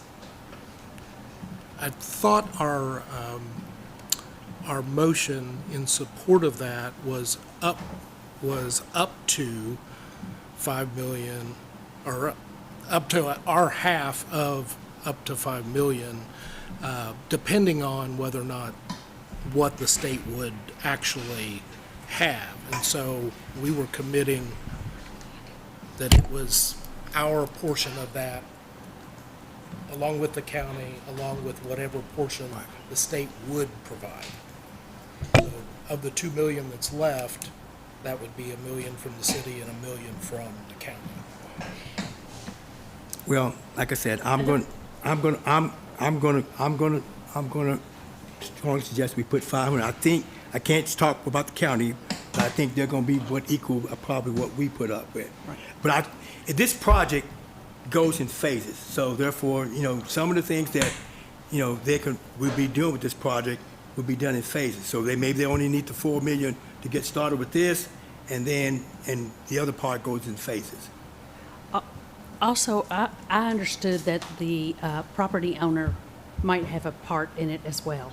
Yes. And so if the state had 3 million, what your recommendation is 500,000 Yes. from the city, and then the county can do what they want to do, and then the property owner may be left with the rest of it. I don't know. Okay. That was my understanding. I had a different understanding, because the property owner was, my understanding of the property owner was after the fact, that if you recall, part of what I talked about was we needed to develop a process because this was an incentive that is not part of another project. And so we needed to define under what standards and processes we were going to participate in the future, under what conditions, because we had another resident that made a very similar request even prior to this for a street. And so I think it's important that, one, we live up to our original commitment as an equal partner with the county, and then if we can work out the potential rebates and things like that based on construction, I think that's one of the things that's part of that process. And so you're saying that the original commitment was the city does $1 million and the county does $1 million? In this Is case, that what you're because saying? the state only did 3. million. Right. But like I said, but this is all negotiable too, okay? So we don't actually have to take an action, you're just letting us know what you're putting in the budget? This is what I'm going to recommend to put, I'm going to put in the budget for this year for that particular project, okay? All right? But, so I would make a motion that we live up to our obligation of this and set the record. Since the state came in with 3 million, and the original project was stated at 5, subject to negotiation later with the developer, that we would contribute up to $1 million, and if the county provides their 1 million to make it go forward. And then develop a process to make sure that we identify for the future what that process is for any other project. So I won't speak to the comment and the concept of developing a process, because I think we all agreed during the first conversation that ultimately there would need to be some kind of a defined process to make sure all requests like this are handled uniformly. I do think it's probably worth a read of the resolution, just in terms of the way it reads. The county's resolution said that they were supportive of the application with local matching funds up to $1 million. They didn't say $1 million, they said 20% of the estimated project cost. So that was considered local matching in the aggregate from their perspective. So I don't know, I think maybe it's open to interpretation. We can ask the clerk to read the resolution again. It was a really long resolution, as you all remember, from that last meeting. But ultimately, that $5 million project cost, we submitted for the full project. The local commitment does not have to be tied to that project cost. That's your all's determination. If you want to support local allocations that make it completely whole, that's obviously within your purview. But ultimately, there's also a scenario where this obligation would be satisfied the remainder by the developer. So there's some room for wiggle there. I can redistribute the resolution for y'all to review and consider as we continue budget conversations, but I did want to flag that I don't know that it reads exactly that way. That might have been, you might say that's the intent, but I don't think it reads such that the council said they would meet the gap through local funds. But I'll redistribute that, and that can help aid in the conversation. So once again, I was just going to tell you that exactly based upon what I perceive it to be is that up to 500,000, and I was going to put that into the budget for this upcoming year. Could you call for a second? Motion is made. Okay, I'm sorry. Is there a second? Can there be a question at this point? Well, we got to have a motion on it first. And we have a motion, we do have a second. We don't have a second, I don't think. So if there's no second on it and it dies, I guess you can have a comment. I have a comment. I don't want this to fail, okay? And nobody does. And so, you know, if the developer pulls out because the county only gives 500,000 and we only give 500,000, and there's $1 million gap, you know, I don't want it to fail. So when we say that there's room for negotiation, does that mean we're going to go back to the developer and see if they'll do the gap? Or I don't know where the negotiations take place. Maybe I'll never know. Well, I mentioned earlier, you know, this goes in phases. So Right. if the $4 million is enough for them to get what they need to be getting going, and then let's say once they get their clients in there, whatever money they made, they can expand more on that on their own. But this is just for the roads. Yes. You can't phase a road. Would you like me to read the action that was on the resolution? Please, thank you. Okay, I'm not going to read the whole resolution. Okay. I'm just going to do the end. Now therefore be it resolved by the City of Georgetown that the City of Georgetown is hereby authorized to submit a Senate Appropriations and Revenue Request to the office of Kentucky State Senator Matt Nunn for sponsorship to help fund the development of off-site public infrastructure improvements to Delaplane Road, Industry Road, and Anderson Road as required by the preliminary development plan for the Legacy Run Commerce Park project. The estimated total project cost is $5 million, with state funding requested in an amount up to $5 million, with potential local matching funds from Scott County Fiscal Court, subject to fiscal court approval, and the City of Georgetown upon award of state funding, if any, from the Kentucky General Assembly. Any future matching funds must be approved by the Georgetown City Council pursuant to Municipal Order 14-006 and appropriated via future budget amendment. City Council approval shall be required before the acceptance of state funds. Notwithstanding the foregoing, local matching funds, if any, approved by the Georgetown City Council shall be restricted to support the development of off-site improvements to the public roads and right-of-ways owned and are maintained by the City of Georgetown. Okay. So like I said, that would just update information for you, and like I said, we can talk more about that as that time comes. All right. Next, item number 8. Council. Mayor, sorry. You can't, okay. We're bringing Michael back in. Oh, good idea.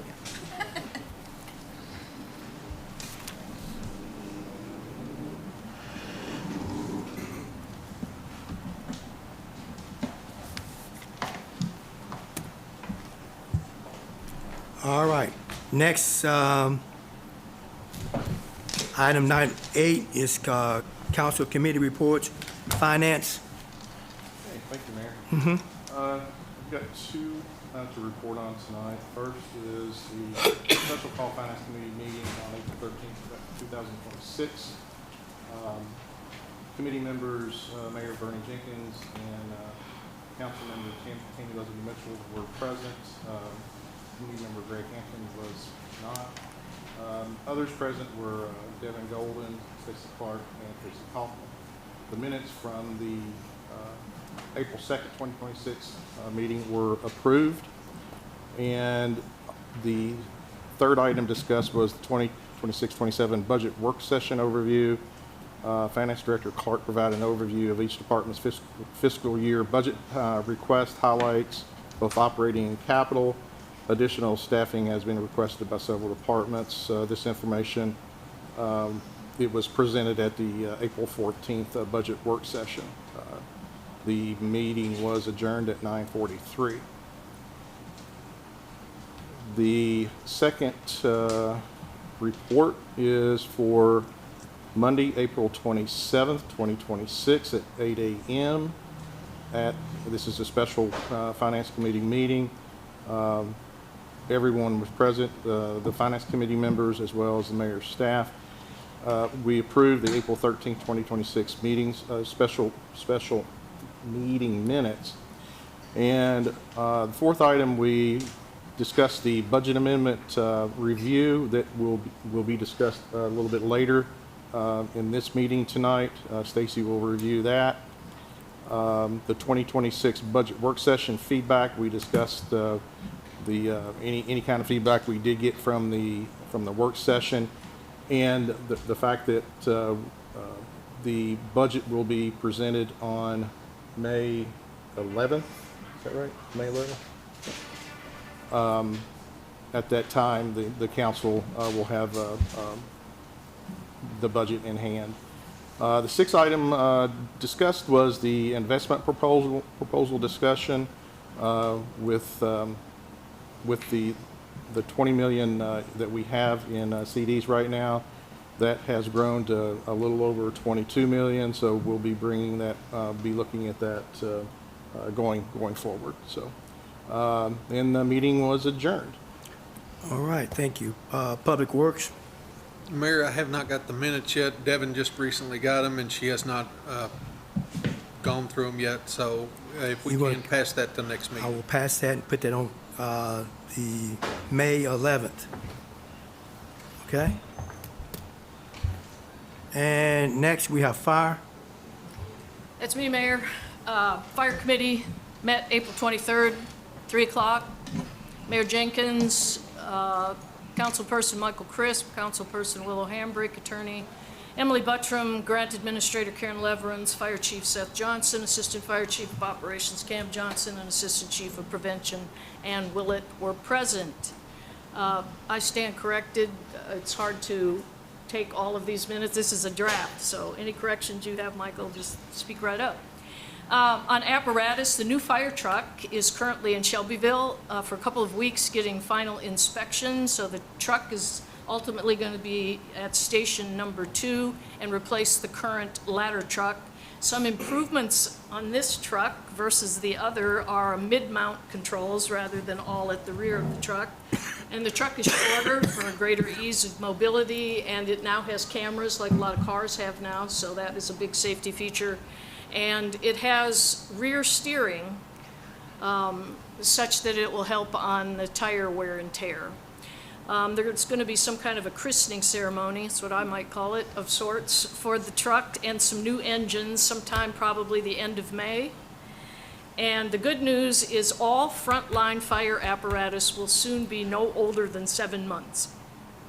Wow, that's kind of an amazing thing.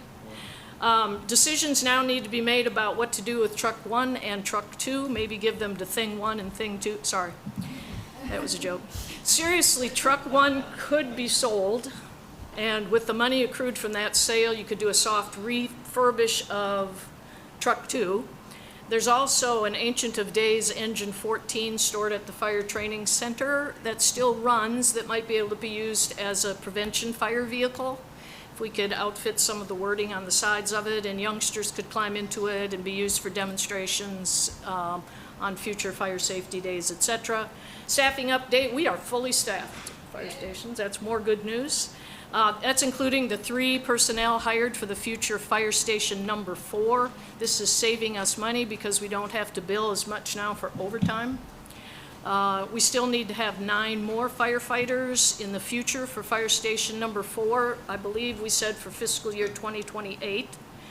And we have hopes of receiving some percentage of a SAFER grant, I believe in the spring of 2027, to help defray personnel costs for up to 3 years. It's also hoped that the fire department will be able to acquire a rescue truck. Is that correct? That would be able to pull our special deployment trailer, and that would be about $200,000. But when deployed, which could be all over the state and maybe other places, it would be a billable asset, and the state could reimburse for the use of that. We could recoup some of the original costs. At the training center, the training tower construction is beginning, as well as the 2-story staircase. Grant Administrator Karen Leverins was able to help us apply for up to a $100,000 grant from the Lowe's Community Grant to help refurbish Fire Station 1, which is needed. We're currently a finalist for that grant. You don't have a good word yet on it? No, we're still, okay. Cancer screenings are in the 4th year for current and retired firefighters. The cost for the current firefighter screening is paid for through city budget, but our local Georgetown Firefighter Cancer Foundation raised enough money to pay for the retired firefighters to be able to have cancer screenings. We are also continuing our BCTC partnership so that perhaps we can start teaching some classes there, and it would be a good conduit for recruitment going forward. And the Junior Fire Academy was a success, and we've actually hired 3 people now who are graduates of our Junior Fire Academy. Budget overview, an ATV purchase would be housed in the deployment trailer and be billable to the state when used as well. We're getting new exercise equipment at all 3 stations, which is greatly needed. And code enforcement right now is mostly concerning tall grasses and weeds. People are not necessarily taking care of their yard, and it's a reminder that if you have a big item, you can't just say, I'm going to stick it at the end of my driveway. You have to call Republic, and they will come pick it up for you, and if it's a mattress, it has to be wrapped. In general discussion, I'm getting a lot of calls about burning in the city, and we do have an ordinance that we can remind the public to go and reread that ordinance, because it's very specific about what burning can or cannot be done in the city. We adjourned about 3:45. Thank you. All right, next, item number 9, first reading of the 2025-2026 Budget Amendment Ordinance. Sponsors Greg Hampton. Good evening. You received the budget amendment ordinance, supporting documents, and a memo explaining everything in your packet, but I will still walk through everything, and our apologies. The exhibit that gets attached to the ordinance was left out of the packet, so you've each been given a copy, and of course that will be filed with the ordinance if it is approved at the next meeting. Beginning with our new budget request, our new request for the budget, the general government, we had initially only budgeted about 3 months worth of rent at the GMWSS location for HR and finance. So as of right now, the additional $5,400 would get us through May. So we increased that line item. It is a net zero, but it is an Exhibit A, the moving PC replacement budget to the correct line item in the IT budget. The IT budget was a new department, and when we did that budget amendment ordinance back in February, I believe, the PC replacements accidentally got in the hardware software subscriptions line item instead of computer hardware software, so we're just moving that to the appropriate line item, net zero effect. The fire department, as they went over at the fire committee meeting, they do have a little excess budget in some of their accounts. You can see vehicle maintenance, professional services, training, and travel, and they've requested to reallocate a portion of that to some equipment purchases. Ms. Hambrook mentioned the ATV that could be used, I don't know if you mentioned that, but it can be used for the deployments for natural disasters, both within Scott County and to the state. It would also be a billable asset for FEMA hours if that needs to be done. The next thing would be the fitness equipment. at all 3 fire stations. That's, I believe, around $25,000. That equipment is all over 20 years old. We want to make sure that we're meeting all of our safety requirements for our firefighters that work in and out with that. Both of those items were included in their fiscal year 27 budget request that were presented to you. So if this amendment is approved, those will be removed from next year's budget request. And we'll take care of those with this excess money that they have in their budget right now. The third piece of equipment that they've requested is a fire extinguisher training prop. That's about $15,000. Additionally, we are getting ready to go out to bid for the renovation of the Station 3 basement. This is so that the EMS buggies and staff that are currently housed at Station 1 can move into the basement of Station 3, and then our fire department would be able to make Station 1 their administrative headquarters, and that's what we've been working towards. This is a step that needs to happen for that. So our portion of that $65,000 renovation would also be funded by the excess budget overages, and then the county has also allocated or will be allocating $32,500 for their portion, since this is related to EMS. So that is the movement with the fire station. For the new engine order, this is for Fire Station 4. This is an item that it was in next year's budget request when presented to you. One of the things we've been talking about with Chief Johnson, the custom engine orders are down to about 2 years now, which is pretty much right in line with when we would need to open a new station. Keeping in line with our request to have things budgeted before we issue any kind of purchase or service contracts, we're requesting to go ahead and add this to the budget amendment. And then what we would do is I would move this as a transfer to the Capital Projects Fund, so that that money is just sitting and waiting in the Capital Projects Fund.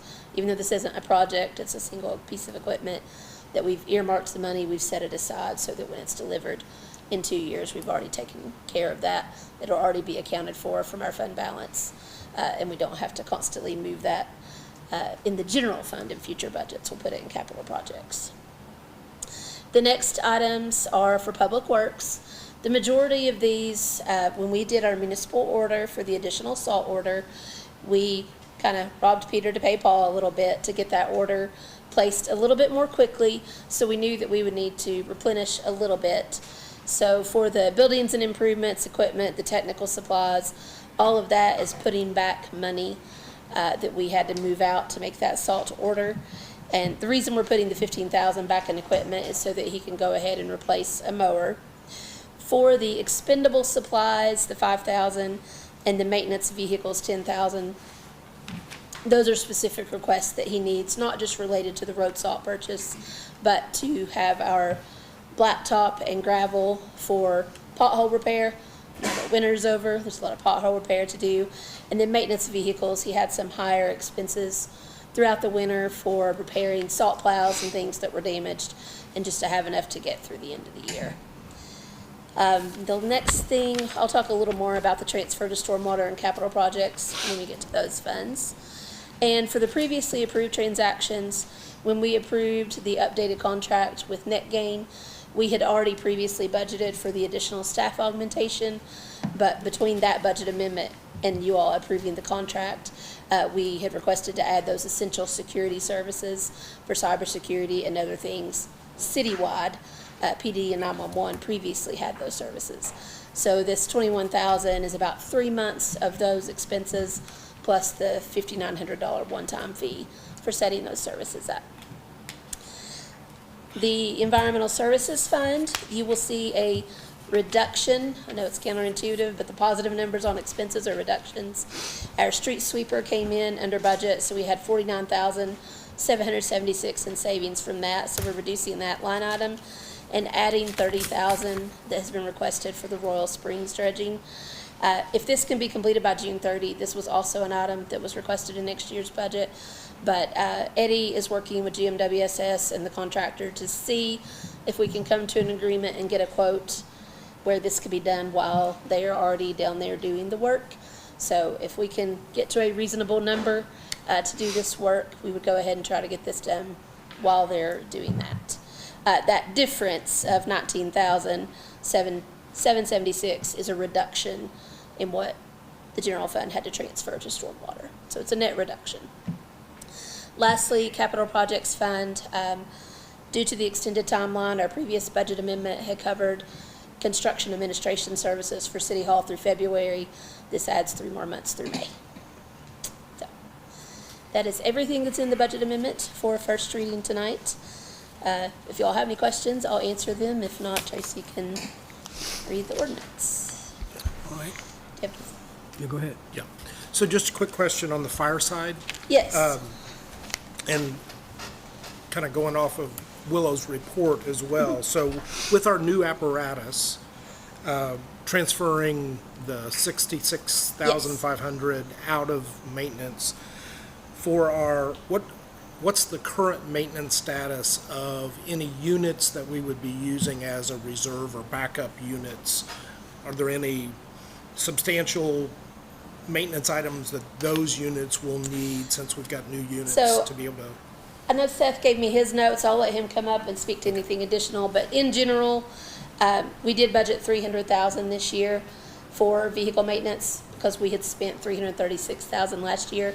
We actually had some very specific engine and transmission replacements last year that cost anywhere from $25,000 to $75,000 per engine. So that is what caused us to budget on the high side because we had so many high expenses last year and they had to keep coming back and asking for money. At this year, currently, we're just under $112,000 and we had budgeted $300,000. But I will let Seth speak to anything specific as far as that may be coming up on those older engines. Yes, thank you. Good evening, Mayor. Good evening, Council. I'm going to knock on wood, but a lot of the money that we've spent over the last couple of cycles is to keep our current apparatus fleet up to date, right? So now that we have a new stock engine that's in, a lot of the money was spent on engine 2, engine 1, engine 3, truck 1, truck 2 to keep these fleets up to par, correct? Now that we have these new units coming, I feel like they're in great shape. Yes, they're older vehicles. We still got to keep them up to par, but I don't think we'll see those numbers relatively soon, is my educated guess here. And the preventive maintenance program as well, correct? Right. So how many of those units will we I'm sorry, I maintain? can't hear you. How many of those units will we maintain as reserve or backup? Okay, so we'll have 2 reserve engines, because one of the reserve engines will move to become our new training apparatus. The old training apparatus, which is engine 14, Ms. Hamburg talked about, is a 1994 Pierce. That's so out of date with what we currently use. It's kind of pointless to use that vehicle to train new recruits. It's worth maybe about $14,000, $15,000 is what I was told. That's not pocket change, but I think in the grand scheme of things, we can reutilize that vehicle. I'd like to wrap it with a fire prevention message to use for community events, parades, anytime we go to the schools, put a QR code on the side people can scan for smoke detector installs, things of that nature. So the current training truck, engine 14, will become that prevention vehicle. We will still have 2 ladder trucks in reserve. My plan for that is to sell current truck 1, and I'm still trying to get some numbers on that to realize how much we can get out of that, and dump that money into like a soft refurbish of truck 2. To keep that, I think if we can spend a couple $100,000 and get another maybe 7-10 years out of it as a backup unit, that would be, I think, a good use of the funds. Okay. Thank you. All right. Madam Clerk. All right, if you will read the first reading, please. An ordinance amending the annual budget ordinance for fiscal year July 1, 2025 through June 30, 2026. Summary. General fund. Prior year revenues are increased by $1,279,496.56. Intergovernmental revenues are increased by $32,500. General government expenses are increased by $5,400. Information technology expenses are increased by $21,515.56. Fire expenses are increased by $1,232,500. Public works expenses are increased by $50,607. Transfers to other funds are increased by $1,974. Environmental Services Fund. Transfers from other funds are decreased by $19,776. Stormwater expenses are decreased by $9,776. Capital Projects Fund. Transfers from other funds are increased by $21,750. capital expenses are increased by $21,750. All ordinances or parts of ordinances in conflict with this ordinance are hereby repealed. This ordinance shall take effect after its passage or publication according to law. The full text of this ordinance is available for examination in the city clerk's office, 629 North Broadway, Georgetown, Kentucky, 40324, or at www.georgetownky.gov. Publicly introduced and read for the first time April 27, 2026. All right, thank you. Item number 10, planning and zoning ordinance. We just kept this as a placeholder on there. Holden is here in case we need him, but I believe this is the point that we sent you all some of the requests that you had asked for, information from Holden and his group to look at some of the specific questions that were asked by Mr. Crisp and so on, and he addressed those, and I also asked that if you give us any feedback. I have not received any feedback from anybody from this council, and I don't know if anybody of my staff have received anything. So the next thing is, what is next steps? We can talk a little bit about, having that information in your hand, what you see our next step should be.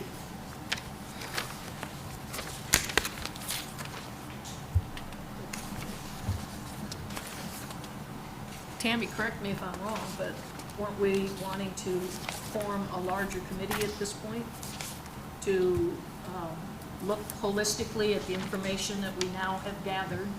I think that, yeah. Invite the public to be on it as well? I think that's where we started.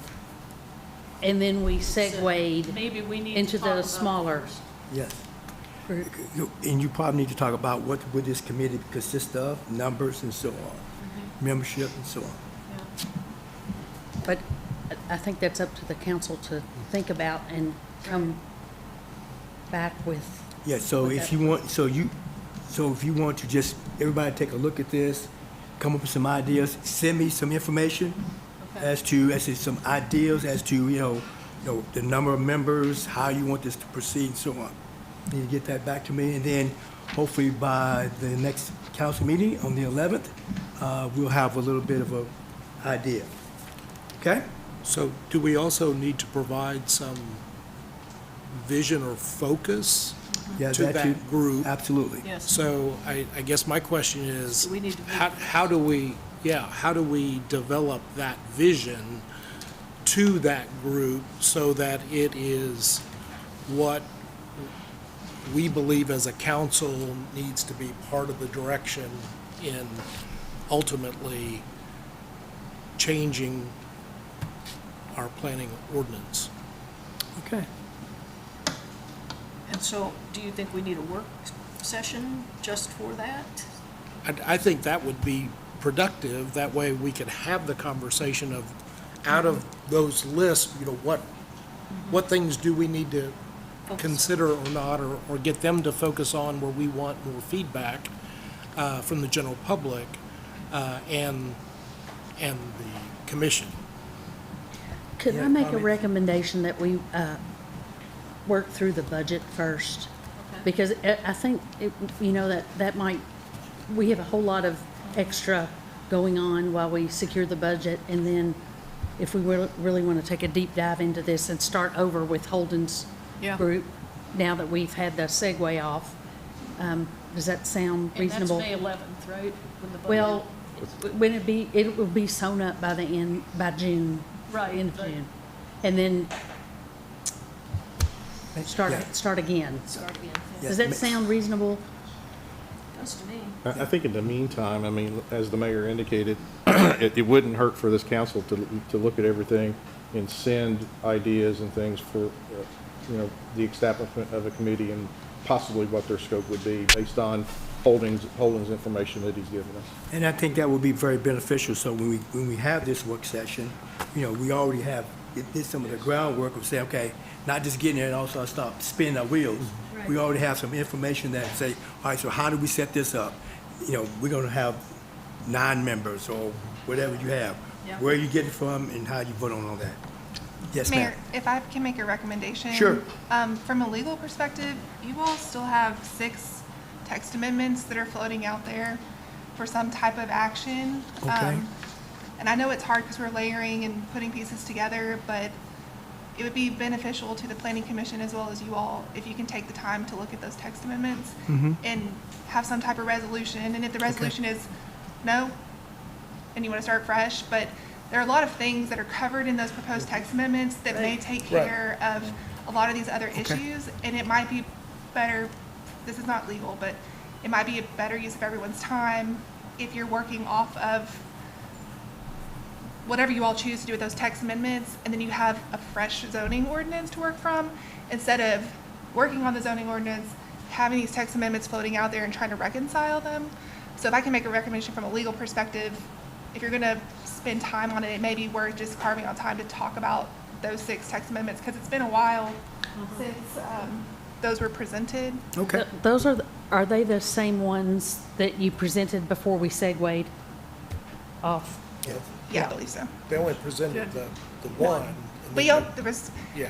there was only one that was presented, Two. and then there's been several that have been shared with you, but no one has.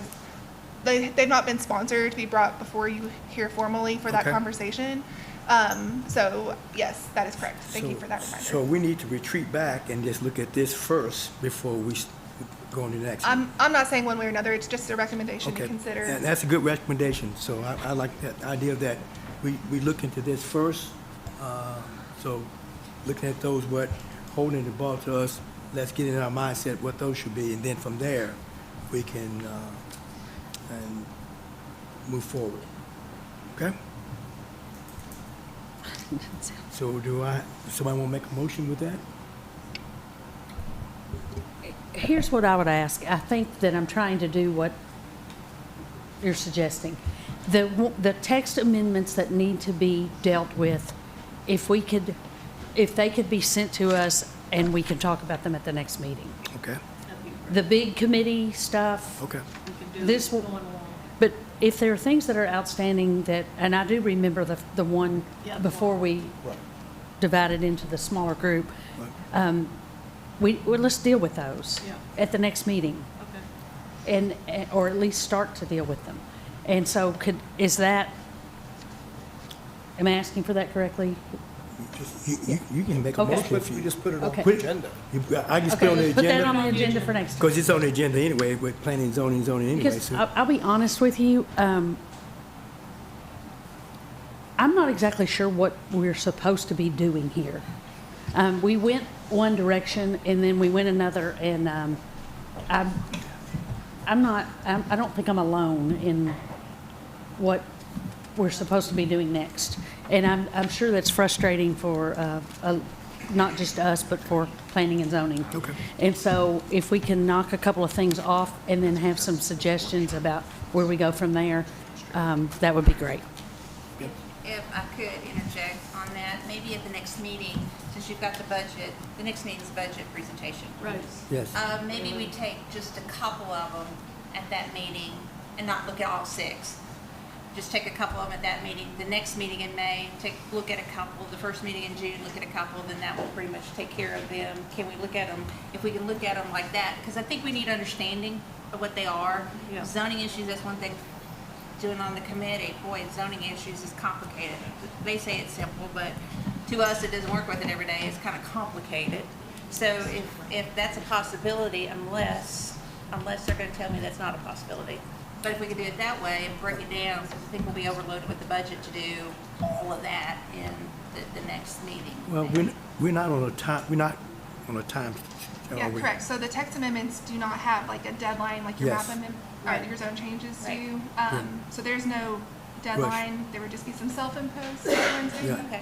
Okay. Well, let's just do, if Yeah, it's so- okay with Tammy, let's just do a couple at the next meeting, and then take a couple at the following, and then a couple at the following. So we already have this on there, planning and zoning. So we're not doing anything else. Just at the next meeting, we know that we're going to be talking about that. And again, feel free to send information up to that point on the first 2 that we're looking at, and comments and so on, that you can get that to me. So when we have this discussion, hopefully we can be more involved. All right? All right. Item number 11, GMWSS. Item A, consumer usage informational update. Hi, yes, good evening. Today we have the monthly usage report, so we'll go ahead and just jump right into that. So for the month of March, we did 122 leak checks. Just a reminder, this is checking for continuous flow at the meter. Our leak checks only check for one type of water waste condition. There are other conditions that are undetectable through these. But we did have 36 leaks detected and then 86 that had a negative leak check. Of those, 75 were initiated by our customers and 47 were initiated by GMWSS. So of the 75 that were initiated by customers, 22 had a continuous leak. And of the 47 that we initiated, 14 had a continuous leak. For the month of March, we had 15,404 water customers. And the percentage, the ratio of the leak checks to customers this month is 0.8%. 0.8% of our customer base had a leak check. This next slide is leak adjustment outcomes. So we had 41 leak adjustments submitted to us. This is kind of how we further track those investigative processes. And so we had 3 categories of formal kind of in-policy leak adjustments. So they were 19 were hidden underground behind walls. 1 was a shut-off valve, and 1, it was noted that their hot water heater busted. And then the rest of them were actually courtesy adjustments. So as a reminder, this is just any adjustment that they're requesting that's outside of our formal policy. So we had 1 backflow preventer, 1 shower, 9 toilets, 1 water heater issue, 1 dripping faucet, 1 outside hydrant, 1 water softener, and 5 unknowns. And pause there. Do we have any questions on those? So those are just where you're meeting them halfway. Correct.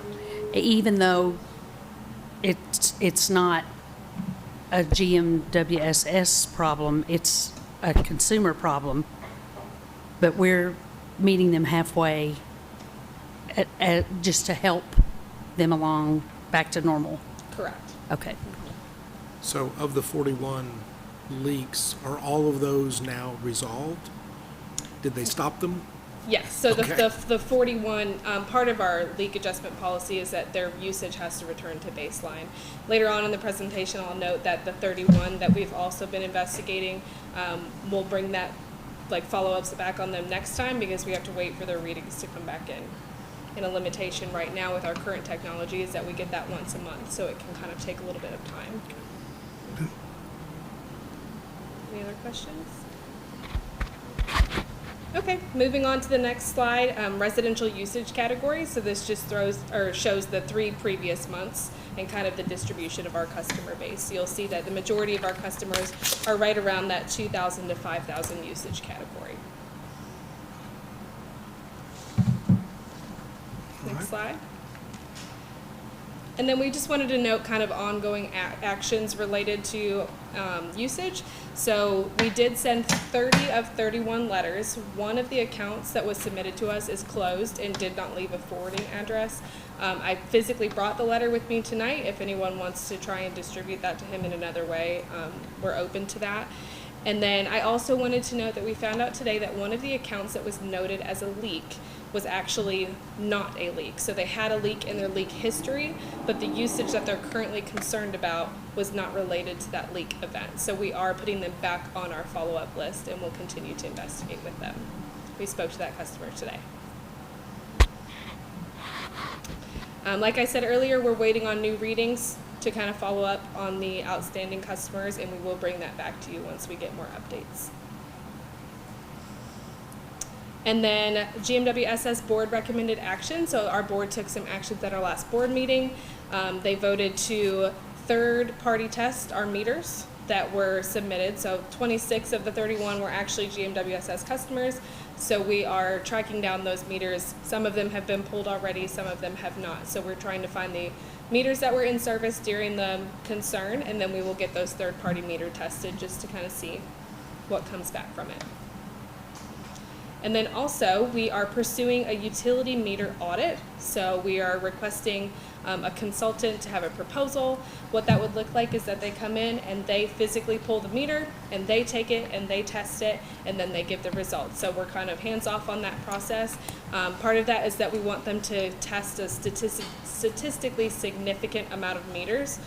So we can kind of make sure that it's representative of our entire system. We do have different meters out there, so they would have to select of those different meters.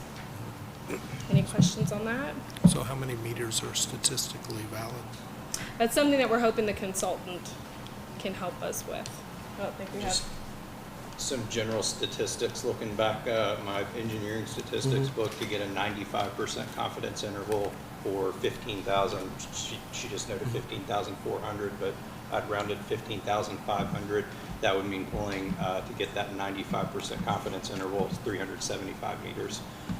We're going to hopefully find somebody that has experience in this and not just go with necessarily that very basic logic, but based on different types of meters for different types of customers, look at what we need to have them independently pull with kind of a chain of custody, if you will. We will be on site, but they will take the meter, they will do the test independent, and the results will be what they'll be. But look to having a consultant that can guide us on that. I know that we had a conversation with board members about this, and this came from them as a directive to staff at our meeting last Tuesday. So I don't know on the timetable on that. We will be working on it directly. However, I don't have any idea of, one, how many meters we will have to include in the audit. That's going to direct cost, and the cost will be directed for methodology of procurement. And that's why I can't say we're going to have it done by this date, but I do want to have an update for our board at the next meeting on our progress. Essentially, they'd like to have some prices by the next board meeting, and we want to at least have a ballpark of what the price will be, methodology for procurement, and who we're going to talk to. We're talking to Kentucky Rural Water Association. We're going to talk to other utilities, talk to the PSC. We're not a regulated utility, but they do have experience there, and then talk to engineers and meter vendors as well to get our best hope on kind of how we can accurately do this and get some results that are representative of our system. Mayor, if I could make a comment. Yes. I'd like to thank the board for listening to the public and taking some actions that I think will be very beneficial to the problems that some people are expressing they have. I think it's also significant that it is a small percentage of the 15,000 customers that we have, but yet we're paying attention to that and doing third-party meter testing and utility meter audit. So thank you. As you said it, thank the board specifically. We've had two of our board members here tonight. I think they want to make sure that we're addressing this, and so they're here to show support of that. This is, again, at their direction, giving us the nod. They want this done, gives us good direction, clear expectations as staff, and appreciate Commissioners Wolf and Commissioner Gibson for being here tonight to hear this. Thank you. All right. I would like to say, too, I really appreciate the fact that whatever we've asked you to do, you have done. And, I think that everybody up here and everybody that works at GMWSS, we all have the same goal. We want to serve our customers, and we want to serve our constituents. And we can be kind to one another and work through this. And I would like to say, I've listened as we've talked about this for the past several months, and I've heard you say over and over again, please, please make the first thing that a person does. If they tell you they have a problem, we can't start on it until they contact us. And I know that we all want to make sure that our constituents are taken care of. But the best answer is, have you called the water company? The sooner they do it, the sooner the problem will be taken care of. And when we get in the middle of it, a problem with 5 of the customers was that they weren't even Georgetown Municipal Water Sewer customers. They were Kentucky American Water. And that could have been handled, if they had called, they would have known that in 2 minutes. And instead, you know, I don't know what path they took, but eventually it got to Karen, and Karen asked the question. And, you know, it took a month and a half from the very first mention of it till it was reported back on, because we're in the middle of it. And of course, if they're not getting the service that they expect, they should call us and tell us. But our first line should be, have you contacted the water company? Because that's how you can get the problem resolved while it's fresh. As soon as you get the first bill, don't let it linger. And if they don't help you, come and tell us, because we'll take care of that for you. But I just want to say, I think we all are after the same thing. And I really do appreciate that. For me, I never lost confidence, because every time we ask you for something, you brought it back at the next meeting. And I really appreciate that. So I wanted to make sure that I said that, because I know you haven't heard that a lot. Mayor, if I could, to counterbalance Tammy's comment, actually, I got a couple more water bills that I would like to send to you all, and either if the council needs to vote on it to have you look at it, or if you'll just look at them. But here's an email that I got. I won't mention her name or where she lives, but my name is such and such. I live at such and such in Georgetown. I have so many fluctuating bills and have never had a leak as they have tried to tell me. Some of these bills have been mind-blowing. When I have called for assistance, nobody is even willing to help me. True or not true, that's her sentiments, and I do not know this lady. I got your email from Georgetown Water Complaints Group on Facebook. I'm attaching several of my invoices for you to look at. Each time I was told there was a leak, but plumbers always said I did not have a leak, and a month or later my bills would return to the lower rates. That's her story is the essence of why I brought those to you all, is for that reason. She felt like she did go there, according to this email, she did go there first, and she didn't get the help that she needed. So we had to make it very public, and now people are starting to get the help you're needed. And Chase told me the other day, he said it's a very small percentage, and he is correct. It's a very small percentage of the people that are crying out for the water company, but still, it's a percentage. You all are a service business. That's what we're involved in service. So it's become a big deal, but you're getting attention working on it. So I would like to see it. I sent this over to Tracy today, and I'd like for her to send it on to you all and let you all talk to this lady as well. But they get a little pushback, whether they should or they shouldn't, I don't know. Or whether they do or they don't, I don't know. I'm taking her word for it. They get a pushback, and then it shuts them down. So we become that avenue to go around to get you all to pay attention to it. So I'm going to send it on out, and Tracy can send you a copy of it all. And just to be clear, if they say they have already, that's not what I'm talking about. It's just whenever I get a first phone call, which rarely happens, the first thing to say is, have you done this? And if they have, then of course you would ask for it to be taken care of. So I would never advocate not to do that. But the first line of defense is, while it's fresh, let the experts see if they can help you. Mayor. Go ahead. First of all, I'd like to thank the board for their recommended actions. I think those are a good start. And I would also like to encourage you, I know you have social media and everything, but with these actions, are you going to put that out there on your social media of what the board has asked to do? I think that would be good for your ratepayers to hear that. Absolutely. So that's just my recommendation to you, or my thoughts to you. So. Yep. And one other thing is, we sometimes forget there is a middle person called the board. You can go to your board, water board, and express these issues too. And of course, they can take immediate action too if something's not done. So keep that in mind too when we're doing this process. All right. Go ahead. just point out as we kind of move from that point of the discussion, not that we're saying it's done, we will follow up on any that you send us. Thank you. I feel like with these first 31, I feel like we've done a pretty good job. I know we've still got some outstanding things we need to do, but feel like those have been given prompt and due attention. But also just pointing out that our customer service looking into issues, it doesn't start when somebody comes to you all. It doesn't start when they come to the board. I'm telling you, this is what they do all day, every day. And there's 5 people for currently 15,400 customers. And as I've said many times, with our current system, we're going to talk about later in the our part of the agenda, is with the limitations there's a lot of brute force data analysis. There's only so many things they can get to. Would we like to be able to have better review of every single bill, every single month? Absolutely.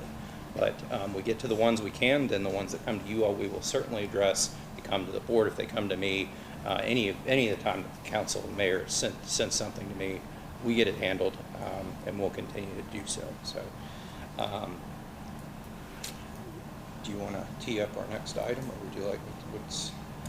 So the next item on the agenda is our collections video, so kind of an informational update about what they do in the day-to-day. I got to go out in the field with them and record all of the things that they do. It's very interesting. We're posting this on our website, social media, things like that. So we'll go ahead and let it play.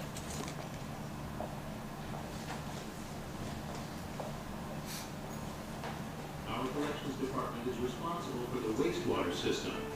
This is the infrastructure that carries used water away from homes and businesses and delivers it to our treatment facilities. This team focuses on the collection and convey side of the system.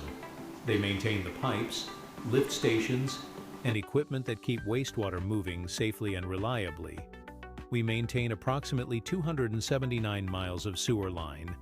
That includes both gravity sewer and force mains. We also maintain 5,891 manholes and 49 lift stations across our service area. To ensure the system is monitored at all times, team members participate in a 24-hour on-call rotation. This runs 365 days a year. Lift stations move wastewater where it needs to go. We operate a total of 49 lift stations. These include several types. Gorman-Rupp suction lift stations use pumps located above the wet well. These pull wastewater up and move it through the system. Regional stations are larger stations with multiple pumps. They handle higher volumes of wastewater and serve larger areas. Submersible stations have pumps located inside the wet well. These are fully submerged and are commonly used throughout the system to move wastewater efficiently. Each station includes pumps, controls, alarms, and monitoring systems. This allows crews to respond quickly when needed. In addition to lift stations, the team maintains over 200 air release valves, also called ARVs. These are located along force mains. They release trapped air and help maintain proper flow and pressure. Each ARV requires routine inspection and annual maintenance. Lift station maintenance is a critical part of daily operations. Over time, solids and debris build up inside the wet well. Crews use a vacuum truck to remove that material. This keeps stations operating efficiently. The collected material is transported to the treatment facility. It is then disposed of on the sludge pad, where it can be handled safely. Another major focus is fog.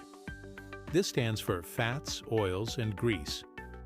Fog is one of the leading causes of sewer blockages. When grease enters the system, it cools and hardens inside pipes. Over time, it builds up and restricts flow. If not addressed, this can lead to blockages, backups, and overflows. To prevent this, crews perform routine line cleaning and maintenance. This is especially important in areas more prone to buildup. Another important tool used by the collections team is a camera truck. This equipment allows crews to inspect the inside of sewer, lines without excavation. Using a specialized camera, crews can identify issues such as blockages, cracks, root intrusion, or pipe collapse. Camera inspections are also used during routine maintenance. This helps identify potential issues before they become failures. When issues are identified, crews perform what's called a point repair. This addresses a specific section of pipe that has failed. The process includes locating the issue, excavating the area, repairing or replacing the damaged section, testing the repair, and restoring the surface. Some infrastructure is located in areas that are not easily accessible. In those cases, crews may need to clear brush before work can begin. Safety is a critical part of all operations. Many structures, including manholes, are classified as confined spaces. Work in these environments requires air monitoring, specialized equipment, and trained personnel. This ensures safe entry and operation.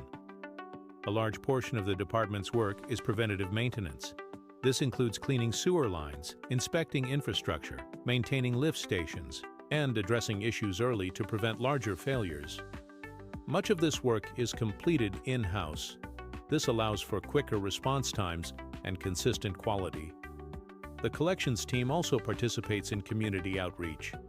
Staff attend local events to educate the public about the wastewater system and how everyday habits can impact it. This includes promoting proper disposal practices and helping residents understand what should and should not go down the drain. One of the most common issues we see is from so-called flushable wipes. Even though they are labeled as flushable, these wipes do not break down like toilet paper. They can build up in pipes, cause blockages, and contribute to pump station failures. For that reason, we recommend only flushing toilet paper and disposing of other items in the trash. Most of this work takes place out of sight, but it plays a critical role in protecting public health and the environment. The collections department works continuously to ensure wastewater is conveyed safely and reliably through the system.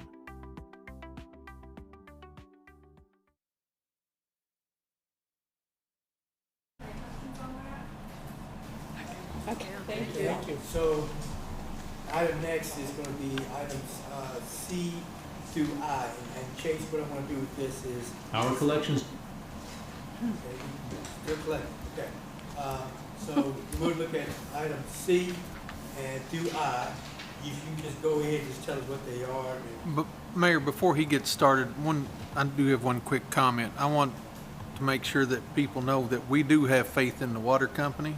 Absolutely. And that they're working hard to correct these things. You know, I don't think that there's someone that's sitting at the water company going up, it's this person this week, it's this person.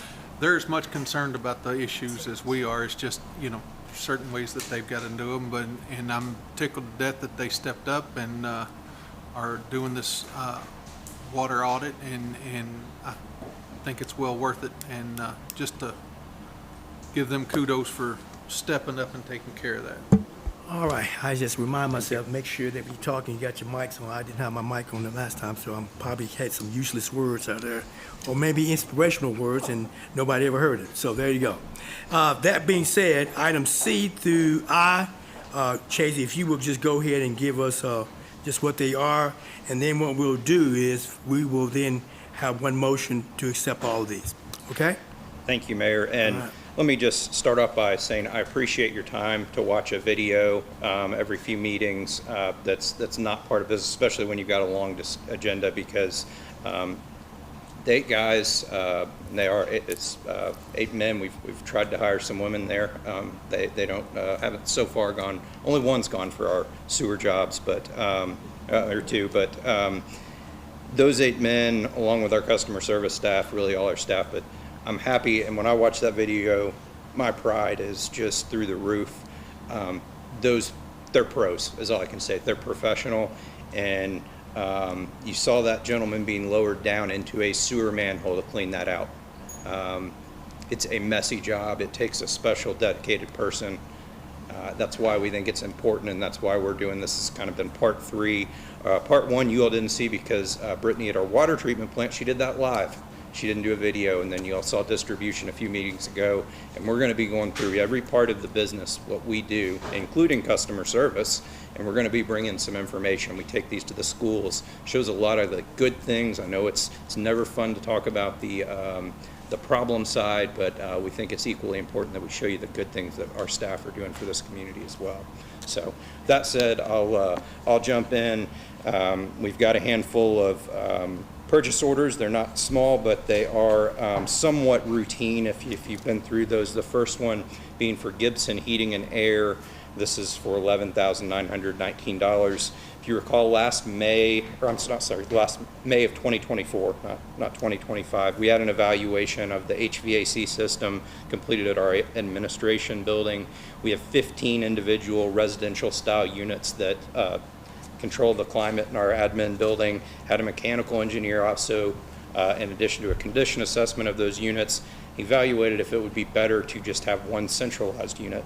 That evaluation said no, stay with your individual units. It's going to be more cost effective. So 2024, we replaced 9 of the 15 aging units. And as of today, part of our building is very warm. It is unfortunately the part that Stacy is living in currently as well. But that unit's gone out and we'd like to replace that. It's a 3-ton unit. As you can see, we received quotes, with Gibson being the lowest of the quote and the lowest of the ones that submitted quotes. Any questions on this first one? Okay. Second one, we have a purchase order for Lovo in the amount of $13,490, and this is for a new control panel screen at wastewater treatment plant number 2. This is approved by TMMK, and this is the control interface for one of our aerators, the oxidation ditch. It's our primary treatment. This will just upgrade and give us a better control screen moving forward. And this is done through Lovo. They've already done some of the prior work, and with the programming, I believe that we didn't do quotes. We consider this professional services due to the nature of the engineering work behind it, so we went directly to them as they've already completed some of the work. The next purchase order is for QSI, and that is in the amount of $18,973, and this is for replacement and upgrade of our security system at the admin building. QSI providing our lowest quote. Our current system, it's over 10 years old. We can't get it upgraded anymore. So anytime we want to change something or something goes wrong, there's not a lot we can do at this point to fix it. It's time. We've had a good system, but it's time for an upgrade. So that's what we're doing with this purchase order. Next, we go back to wastewater treatment plant number 2, and we're replacing a 15-year-old zero-turn mower. And this is being purchased through the state bid contract. So that is that's $25,050.19 for both the zero turn and then the pull behind tractor. We do our own lawn maintenance there at Plant 2. Staying at Plant 2, the next slide, we have a purchase order for Wilson Painting. This effort has been a challenge. It's not the first time you've heard about this one either. Last October, we brought the board and the council a purchase order for pressure washing and some painting maintenance of different buildings at Plant 2. We had water damage resulting before we redid the roof, and what we'd like to do now is go get it cleaned and painted so we keep the moisture out. We originally bid that project, however, after we got the bid, got all the approvals, unfortunately our contractor went silent, and then we got into winter when it wouldn't be advantageous to do this work, so we went back out, got more quotes, with Wilson Paint being the lowest of the quotes that we received. So we'd like to get moving on this work now that we're getting some better weather. Next purchase order is our monthly invoice on wastewater treatment plant number 1, upgrade and expansion. That's for Judy Construction. This is pay application number 60 in the amount of $186,489.46. This is for work completed in the month of March. Next slide. As this is for Best Equipment Company in the amount of $270,479.38. As you saw in our video, sewer collections, we have a CCTV van, and that is how we inspect underground sewers. We put that robot in there. It's controlled from the van. There's that screen. Our current van is now it is a 2014. We're having trouble with software upgrades. and the truck is in for service more than we can keep it on the road, as our board has pointed out on our monthly operations report. So it is time for a new truck. And while this isn't in the current budget, we put away money. Anytime we get a specialized piece of equipment, we start, the day it's delivered, we start putting away money for the next one. And we've been doing that. We have the money in the vehicle savings to purchase this vehicle. We're trying to do that before this current budget year ends, so it doesn't have to be a new line item next budget. And so this will be for a new van. It's a 2026 Ford all-wheel drive Transit Sprinter. And it's outfitted, everything except the computer and the software, which is purchased separately. But we've been shopping for that as well, so we can bring all this together before this end of this fiscal year. But our old truck, we will still use it as it's able, but also Chris actually have some plans for that as helping us with public outreach, that we can get that out. It doesn't have to be operated, but we can get it out for when we take that to schools. That's a big hit for us to be able to pull up and show what the inside of a sewer pipe looks like, and let kids see that on the screen. So it's time for that. We've been saving for that, and the second we get it, we'll start saving for the next one as well. So that is, and on that last note, the procurement for the truck is done through Sourcewell, so it's another pre-negotiated bid price that is available. So any questions on those items? I believe that was item C through item I. All right. You have heard the request. At this time, I will entertain a motion. Motion. Motion made by Ms. Hamrick, second by Ms. Mitchell. Are there further question or comment? All those in favor of the motion to accept these items signify by saying aye. Aye. Those opposed say nay. Item J, Jacobs Engineering Group Incorporated, $674,695. Okay, so this is something that's a little bit different. This is a new topic that I'm bringing to you. It's called Advanced Metering Infrastructure, otherwise known as AMI, and it's very appropriate for what we started with related to customer usage issues, and we're going to talk about some of the limitations. I already mentioned why it's sometimes difficult to respond to some of these situations, but with this tonight, we're proposing an agreement with Jacobs Engineering for program management of an advanced metering infrastructure implementation at Georgetown Municipal. So we can go right here to our agenda. With me is Joe Ball and Clay Bostic. They're both with Jacobs. Advanced metering infrastructure, or just metering infrastructure, that's all Joe Ball does. He's going to be giving part of this presentation tonight, walk you through this. It's all he does. He is a subject matter expert, and he can talk about this for days, and we have talked about that, and we've tried to limit it to what you all need to know to make as with concise information to make a decision on this tonight. But I'll kind of give you kind of what our current state is, how our current metering works, and I'm going to talk about its limitations, because that's part of the problem. Then Joe will come up and he's going to walk you through what AMI is and how it works, and ultimately how it's going to benefit our staff and ultimately our customers. He's going to walk you through the scope of work and the schedule that Jacobs has proposed to help us with this program, and then we will be ready to take any of your questions. So also go through the costs and how we're budgeting this, most importantly. So if we go to the next slide, how do we meter currently? And next slide, please.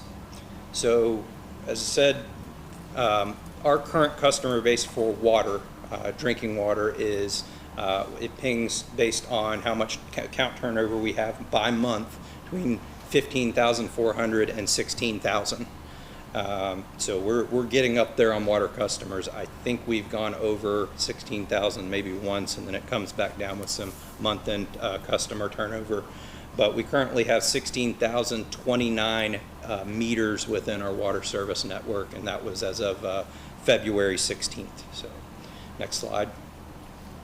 Our current meters, they are known as AMR, or Automated meter read meters. And this is pretty old technology. It's the technology that replaced manual read. When you'd see utility staff walking a route, they'd walk up and down every street, they'd pull the meter lid, they'd take a reading, write it down on their clipboard. And so when we switched and all utilities switched to AMR, it got us out of that business of walking those routes every month. And so now we drive those routes much more efficient. And we have a preset route with a vehicle, has a computer with a data recorder or collector. And the computer receives a signal from the meter, a radio signal as it drives by the meter. When it gets close proximity to the meter, it's when it picks that up. And if they drive by and they don't get close enough, it doesn't ping on their screen, so they go back and get it. So we bring that meter back, or that data collector back to the office. We download the data that's radio read from each meter, and then that's processed for bills. So AMR, it is accurate, it's proven, it's been used for a number of years. However, it has limitations, and the biggest kind of limitation that we experience, especially dealing with these issues, is we have one data point per meter per month. So if a problem starts right after that meter is read, whether it's usage, whether it's a leak, whether it's any number of things, a meter problem, we're not going to know about it till the next month. And that exacerbates the problem, makes it worse, because then we can get that high usage event, and somebody opens their bill and it is shocking. We don't want that, but that is one of the issues with AMR style meters is data latency. You've got one data point per month, and you don't have any really way to deal with it until you know next time, and you can send somebody out. But that's the biggest problem, and that is what is somewhat holding us back from, in a more timely manner, being able to solve some of these problems that we are seeing. So what we feel like the answer, the way to move forward, is switching over to AMI, Advanced Metering Infrastructure. And that's kind of the fun part. So from there, I'll turn it over to Joe, and he's, as I said, subject matter expert. He lives, eats, and breathes this. He's going to give you the overview, teach you about what I've been learning about the past 2 years, where I think we need to go as a utility. Thanks, Chase. Good evening, everyone. As Chase mentioned, I'm a one-trick pony. I do AMI, Advanced Metering Infrastructure. So if we could go to the next slide, what I'd like to do is build on the slide that Chase talked about with AMR and just give you a very similar diagram and talk about what AMI is, Advanced Metering Infrastructure. It's very similar. It's really the next generation of AMR, which with radio technology, networking technology, and battery technology got better. We were able to start doing more with those radio units that are put on the meters. So in a new system, you'll have upgraded meters typically with more feature functionality and collecting more data. That radio transmitter will pull that information. It'll measure hourly consumption, and then it pushes that information through a wireless network, sometimes cellular, other times what we call proprietary network that a vendor will set up, back to the data center for that information to be collected. So it may measure every hour, but it transmits that data about every 4 to 6 times per day, depending on the system. That gives you the ability to get that information back through a secure network to the data center, to the software, that you can do a few different things. In the AMI world, you would get that information back in the software, and it immediately would get pushed to billing, and then you go ahead and bill your customers. And the only data point you really had was the amount of consumption from last month to this month, and then what the dollar amount was. Now when you move to an AMI world, you'll have all that interval data, we call it, all that detailed data for the month is stored, and then you could run reports on that. You could slice and dice that data, help manage the operations more efficiently, and also share that information with the community, the customers. And that's kind of the next step, or the last step on this thing, is the customer portal, we call it. So again, the ability to not only use the information internally for GMWSS, but also to share that information with your customers, so they can go in and see that information and really self-serve if they wanted to in that customer portal.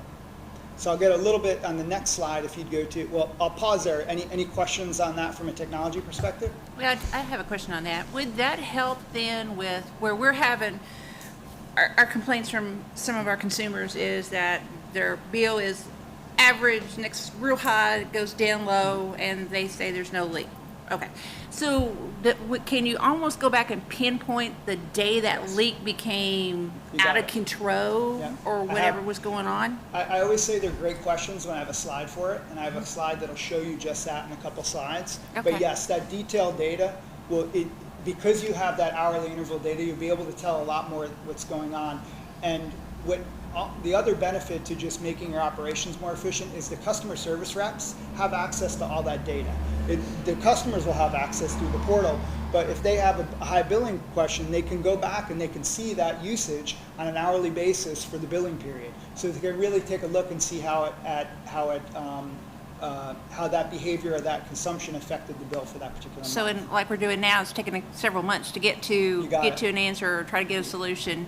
Even the staff that's there can say, "Oh, I see on April the 27th for some reason you had this huge," and maybe they were watering their yard and they forgot or something. You got it. There's all sorts of things like that. I don't think people really understand, like a water nerd like myself understands the little things that happen in your household, how they affect your bill, and even a plumber may not even see the leak because of what the effect is in there. So it's really, the data is really, really helpful for the utility to help the customer try to identify where that issue is.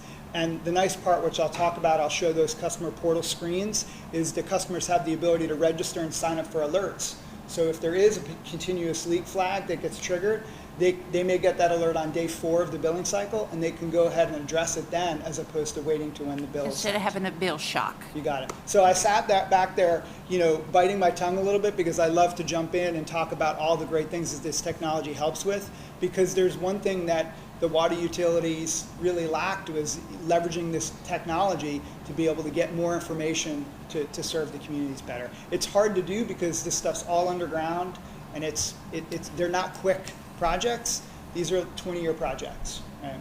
Okay, well, I'm picking up what you're saying, so, okay. So, go ahead. Oh yeah, what's been the feedback so far with these 6 communities that are using AMI? Or is that in a future slide? So I brought this up because Chase wanted me to show that there are other communities in and around the Georgetown area that are using this technology. It's not new. AMI technology for water, probably out 15 years. There's some systems that were out earlier, but 15 years is when we have some functionality that's similar to today. And all these utilities, I know Louisville Water because it was a Jacobs client, and we went through a 300,000 meter program with them, and managing their procurement effort, and then managing the program of the deployment with them.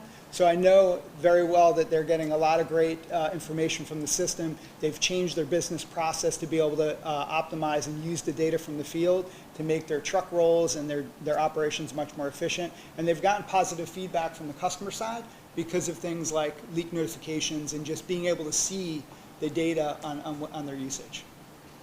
So that was just an example Chase asked me. And I think there's probably a few of these utilities that use the same technology, but across the board, they've used all the different major vendors that are out there. If you know anything about the water industry, Badger, Itron, Neptune, Camstrip Census, they're all the main providers that are out there that have been doing this technology for 50, 60, 75, 100 years. So next slide, please. So that'll take me to really what GMWSS's objectives are, right? And right in the center there is really better customer service. You guys heard it.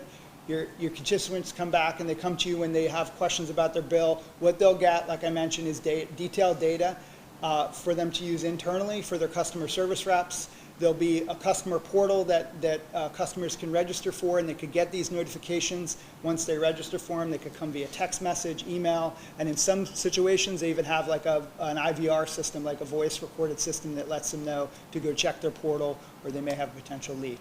So that gives them the ability to serve the customer better and then go ahead and identify leaks quicker, gives them the ability to address it quicker, and to the point for the leak adjustments that we're given. Again, if you find that leak quicker, you get to fix it quicker, then that leak adjustment, when they meet them halfway, is potentially lower for the customer and then lower for GMWSS as well, right? So good benefits there. And then the last one is utility operations. Before, everyone looked at AMR technology as really to help the utility operations. AMI is great because it does both. So all that data that we've been talking about for the customer gives the utility the ability to get these different alerts and alarms that come back from the system, so they can understand what's going out in the field and do some data work from an analyst in the office. So when they roll a truck, it's not just to go in there and investigate to see what's going on and then potentially roll a second or a third truck. It's giving them data so they make sure when they roll that truck the first time, they have a certain amount of equipment on that truck and skill set in that truck to be able to fix that on the first truck roll. And that really cuts down trucks driving around town, and it cuts down the cost of maintaining and operating your system. It gives them the ability to really prioritize based on the data that they're receiving from the field. Any questions on that stuff? I have a question. Yep. I assume, just like we have a backup and the water company actually contacts people when they see that there's an overuse that's sudden, what would the backup be here for people that can't get on the portal, or they're disabled, or?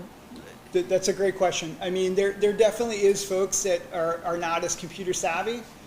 So the backup to that is the same way that they would do it today, using their customer service reps. But the benefit here is you'll have the data much sooner than in the billing cycle, right? So as soon as you get that excessive usage, or you get that leak alert that comes through, and if they don't have access to the portal, they can go ahead and contact them through normal kind of customer service means. So, yeah, go ahead, sir, Jason. Great question. I was hoping somebody would bring that up. So, if a customer is so inclined, you can get in, sign up for the portal, you can get in, and if you have a set point on where you want to be notified via text, email, at whatever alert you prefer, when you reach a certain threshold, you can set that up. However, as you said, somebody that's not as tech savvy, that would have a harder time with that, we can still, as a customer service department, we can set that up system-wide so we know when there's an issue, and we can set that threshold for residential customers, we can set that for commercial customers, and then instead of us having to, what we do currently is go through by the highest usage, and just brute force going through each account and seeing if there is something that's an anomaly, we're going to get the alerts automatically through the portal. So we have access to the same thresholds and the same alerts that the customers will. Okay, great. Got it. It's really, you still have reaction to the data that's in the field, but it's much more proactive because you're not doing it during that billing time frame. And that billing time frame, if you talk to the billing folks, it's a crunch time, right? They go out and get a read, and they need to get a bill out the door in a certain period of time, and that's when they're having to address all these issues. What we're doing is, with this data constantly coming in, you're addressing the issues as they come up, not always at the end of the month during the billing cycle, or at that monthly billing cycle. So what I had next was the next slide, please, is just a couple examples of what a customer portal looked like. Now, I know it's a little bit hard for y'all to see, but I got a few things going on here. On the left side of the screen is like the dashboard that they may typically see, and the right side is just two examples of what hourly consumption looks like. So I'll bring those hourly consumption up in a bigger slide, but this portal here gives you the ability to show a few different pieces of information. This is from a client that we presented with at a few industry conferences. So their portal on the left typically will say, hey, here's the bill that you have outstanding, this is how much the bill is, and buttons to click through to go ahead and do online bill pay, things like that. They include their social media channel in here. They give you like what's called a water score, so you can do some comparisons on how your water usage is around same size households in the system as well, if you want to encourage kind of more conservative behavior. Then it gives you the ability to see what your daily usage is per day and where you are. You could set yourself a water budget. Hey, if I have a budget on a monthly basis I want to spend, you could set that budget up, and it could give you not only the information on the dashboard, but also via text if you're starting to approach percentages of that budget. So that's kind of a nice little tool, again, for the folks that are savvy with it. They want to get on the portal. Most of them will go in, they'll set it up, and then they'll click alerts, and then they kind of don't go in and look at it. They'll just get the alerts when they need it. Like, they only want to be notified when there's a problem. All right. So if you could go to the next slide for me, please. This is you asked a question about what does it look like? Can you tell when there's a leak in your given consumption, right? So this is just looking at a daily view, 24-hour period of a day, and the bars are showing consumption for those hours in that particular day. So you notice in a majority of the households, when you're sleeping at night, you should see zero consumption. That's how we really identify continuous flow, if there's some type of water usage going on throughout the night. In this particular example, you can see there's no water usage. You see at around 11 a.m., they must be late risers in that family there. You start to see some water usage happening there. And then you'll see it, towards the end of the day around dinner time when you get home from work or the kids are home from school and you start to prep dinner and do all the chores around the day. You'll see where your water consumption looks like. Now, if you go to the next slide, this is what a customer looks like that has a continuous leak. So it's hard to see in the early hours in that 11 a.m. time frame. There's a tiny little blue bar in there, but what's overshadowing everything, or which is going over everything, is this orange bar, which is showing just continuous water consumption throughout the whole day. So that's just showing the blue is we would think it's the typical water usage, and the orange bar is just continuous flow that's happening in that meaning the meter is always registering some type of water flow. So there's some type of continuous leak that's going on there. Really easy to see. An alert goes out right away to the customer and to the utility so they know that it's happening. Right. This example here, you probably can't read them from here, but there's this, for this particular day, 12,754 gallons were used, and 10,416 of those gallons were associated with that continuous leak.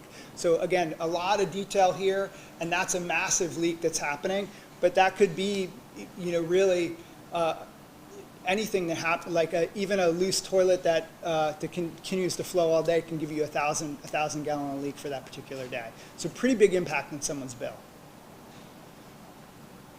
So that's all I had there. Any questions on that stuff? Question, how does this work if you're a Kentucky American customer, Georgetown Sewer, Kentucky American? How will this work with that? So I'm not, if you're a Kentucky American, you will not see this type of data. They have their own system.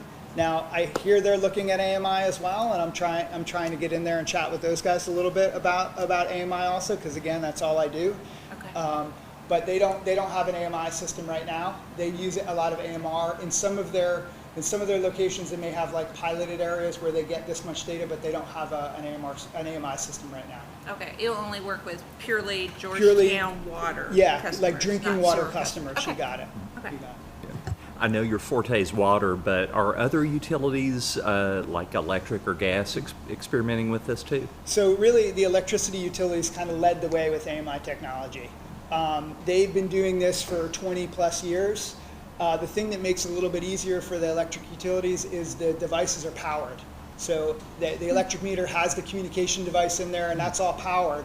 So the thing that held water and gas back, gas is probably in the same kind of maturity level as water, was battery. So all the devices out there are a 20-year battery for that communication module that's out there bringing the information back. So the battery technology wasn't so great on the AMR side, so that way you only got that one read a month. You didn't collect all the data. You didn't have a lot of alarms. Now we've gotten much better battery technology and much better networking technology, and we could get the same features that, like, not all the same because they're real time. We're kind of near real time. You get that data the next day.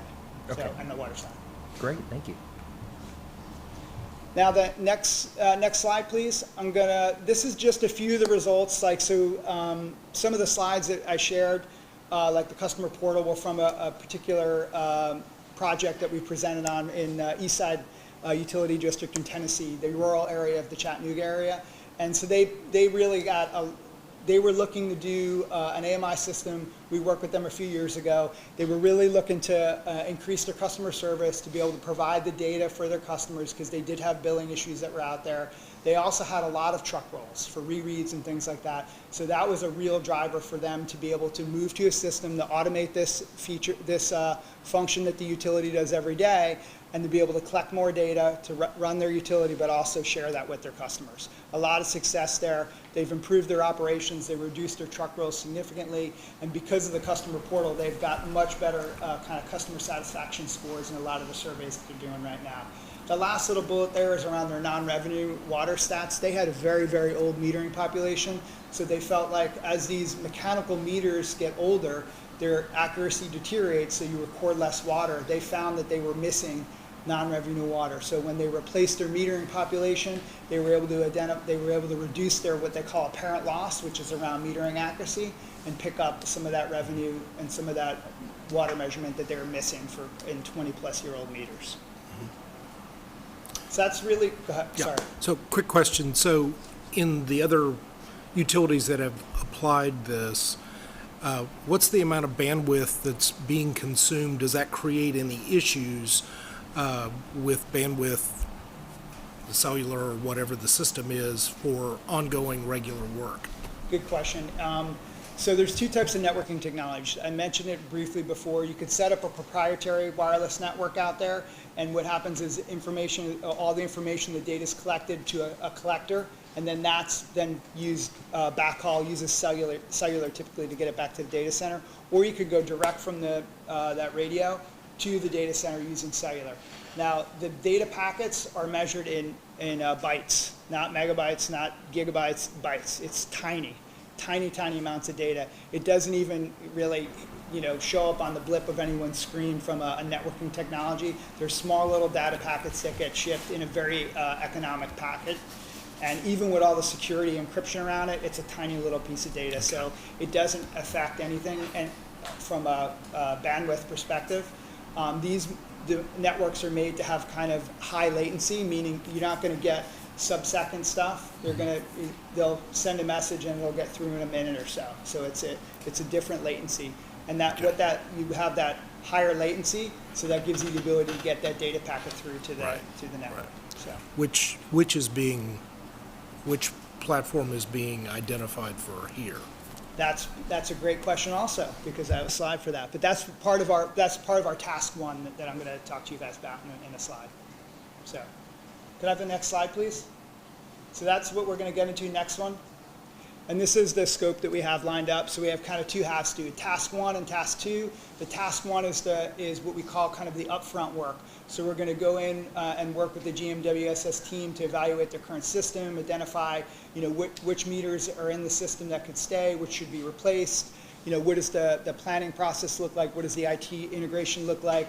We'll share with them our knowledge of all the technology options that are out there, and we'll build a specification for an RFP document, and then we'll support them through the RFP process. Supporting them through the advertisement, question and answer. We'll evaluate all the proposals when they come in, facilitate a scoring session with them, do shortlist interviews, and get them to selection, contract scope development, and then once we're done with that and notice to proceed, we'll then switch to deploying the solution, the task 2 side, whereas we'll run the program management for GMWSS. So really their folks will be involved in it, and they'll have people in the different work streams, but what we look for them to do is really to start redesigning with us their business process, so they start to leverage the technology and really learning how to use the system. And the team that comes in from Jacobs takes care of dotting all the I's and crossing the T's around deploying the actual system. GMWSS doesn't really don't need to know how to deploy it. They really should spend the time learning how to leverage the technology, and we take them through that throughout the deployment phase. So once the deployment is done and we get through system acceptance, they basically have been running the system for a period of time, and they're experts with it. Any questions on that? That was really fast and really high level. I have the next slide is where it breaks down the subtasks in each one of those, and then parts of the budget. So only because I can't see all the way over there, I'll turn around here. So basically the planning and procurement side of it is we have about 3,600 hours worth of consultant time. We have a team of folks that come in with subject matter expertise in different areas. The upfront side of it, that planning to procurement, it's about 700 hours of that 3,600. It's about $130,000 for that work. We do that over a few months period of time. So it's probably about 6 months from start to finish to where we can get a selection. And then after that, we move into implementation support, and there's about 2,900 hours in there. We have the implementation kind of planned for about a 14 to a 16-month implementation process. So the whole, all in all, with a little bit of timing here and there, can be anywhere from 18 to 24-month project to get the system planned, identified, and then deployed. Any questions on that stuff? Question. All right, so what you're doing, everything you're doing is really technology, not the actual meter itself. Correct. Okay, so is there a guesstimated cost of what your job plus how much it's going to cost to put the meters in? These are all great questions when we have slides for them. So, it's a slide coming up. Usually I only get to use that once in a presentation. So, any other question? Yes, we do have a breakdown of, because when we come up with the costs here, Chase O'Connor took about funding, and then we have a breakdown of what the typical higher detailed line items in what that cost breakdown is. So. Got it. Next slide, please. This is the schedule. This really very hard to read on a slide, but it effectively schedules out what we estimate the effort to be from the task 1 and task 2 on the lower side. Right, we have that upfront work. It's about 6 months worth of time, and then the implementation side of it is, like I said, we just have a big blue bar through there because depending on the pace that we develop with the installer and GMWSS, we get this thing done between, like I said, let's say 12 and 18 months in the deployment side of it. So, but the next slide I think is some of the details around the cost, and I think Chase is going to take the first part, and I'll follow up on the next slide. Okay. So right to your Councilmember Tingle-Sames, right to your question is where do we get into the cost? Because with Jacob's contract for program management, we haven't bought the first piece of hardware. So this is for planning level to know how we kind of get this kicked off, get the procurement kicked off, is through what Jacob's, their experience with other cities is we're probably looking at about $450 as a conservative approach for each location. And what that includes, with some flexibility that we have and some variability, is that will include a new meter, a communication module, an AMI communication module, and then essentially that location, that meter's, I'll just say that share, that breakdown of the networking and the software, the customer portal. So that all comes in at about $450. However, we're not going to need a new meter at each location. You can get that communication module that's will work with any kind of meter, and so we'll go through, and as we're going through all of our meters, looking at our entire system, so we're going to have some where we need a new meter, we need the communication module. We're going to have some, well, we just put this meter in last year, so all we need is a communication module.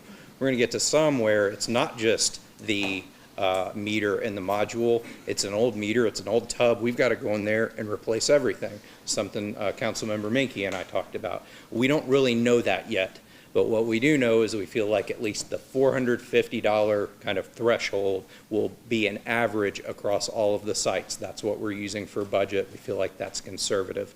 So what we'll hope for is the sites where we only need the communication module, we save some money there. That's going to be a lower cost, but then we've got to do the tub, we've got to do the meter and the communication module. That's where it gets more expensive. So we've got to get in on that first part, that task 1, and that's where we're going to do a lot of system evaluation to see what the different meters, and we can have a better idea of what we're going to be looking at when we get out and we're rolling in implementation. So we just took that $450 per location, 16,000 locations. You're looking at $7.2 million from a planning standpoint in hardware. That's meters, modules, and a portion, each portion's location of the software and the network. So you factor in the program management consulting fee, so you're looking at about a $7.8, $7.9 million investment in our water distribution network over the next few years.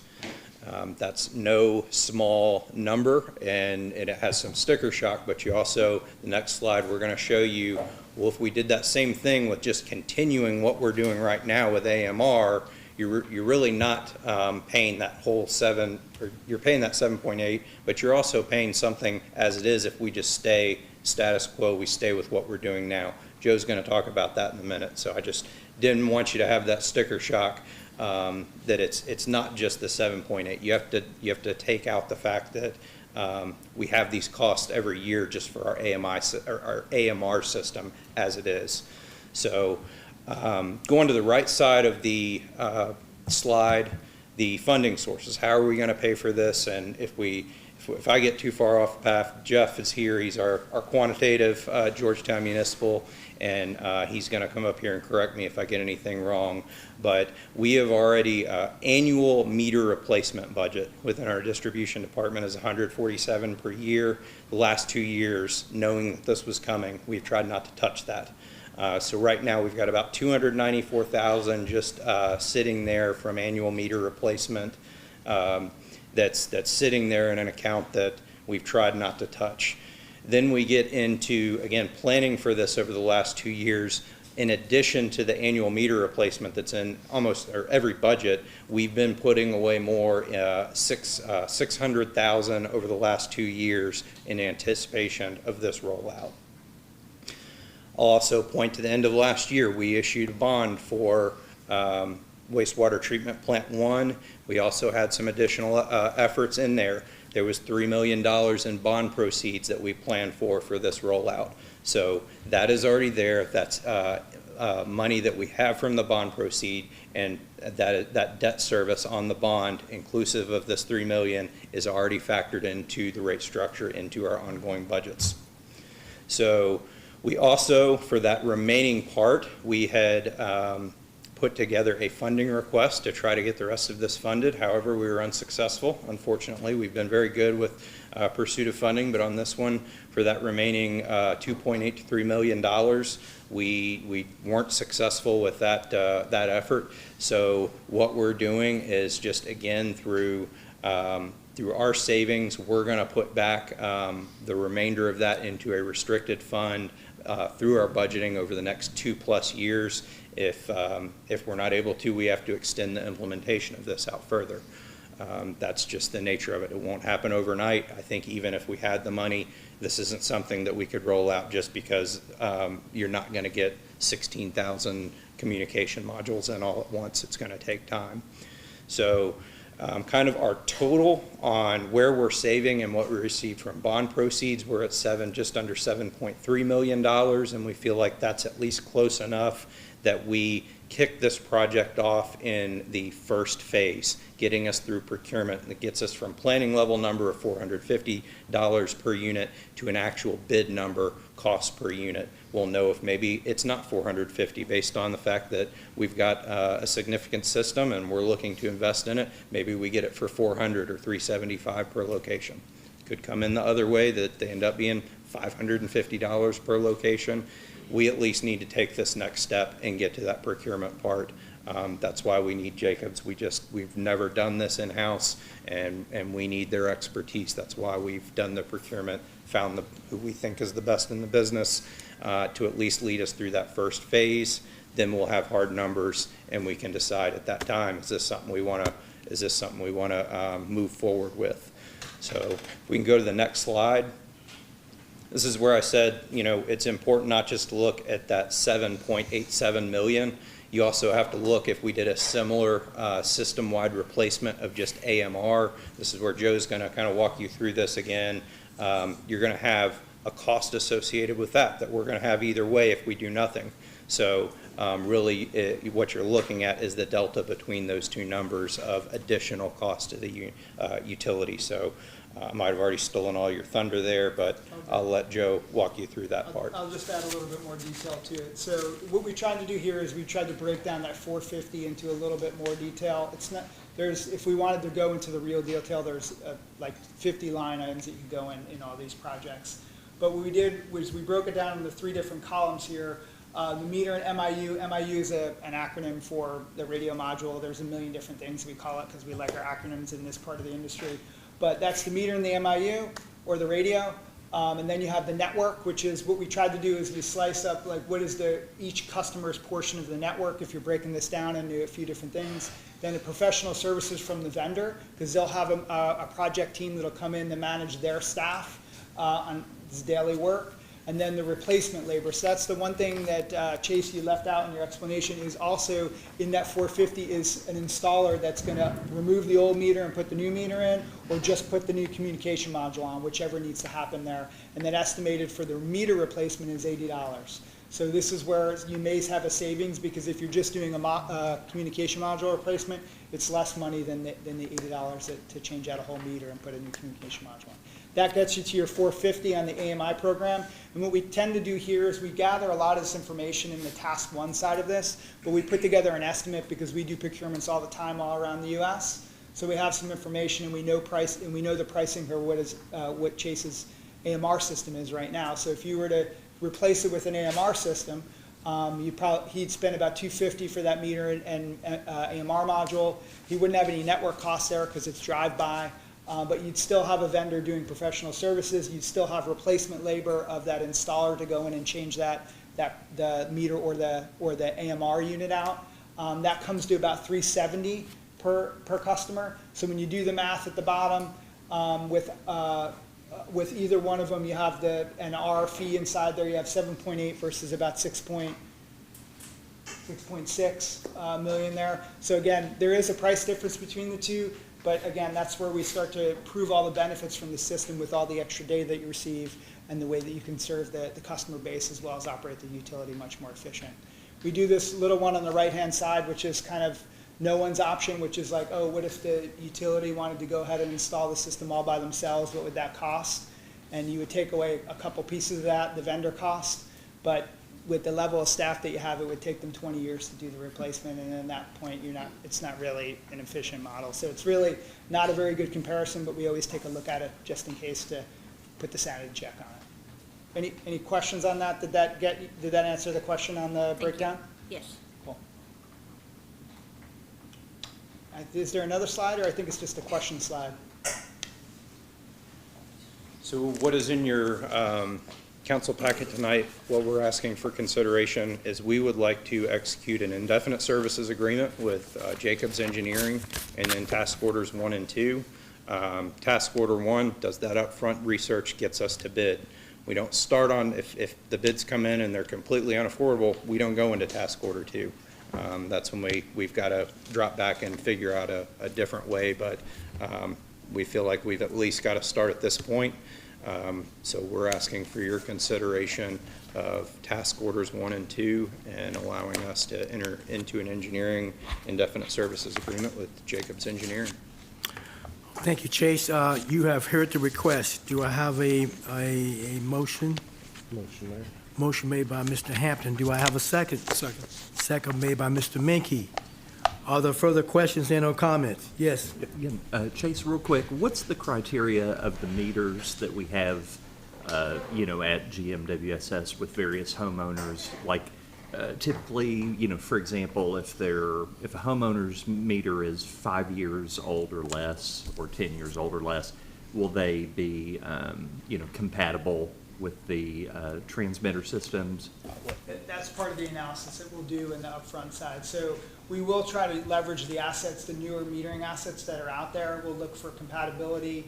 We'll look for age or the usage, the flow, the throughput that's been through the meter to see, where that kind of accuracy level would be to keep or replace. Because we're going to visit every property, there's a certain year that you would say, all right, if you're just going to go there and it's X years older, you were going to go ahead and replace that because it just pays to do that.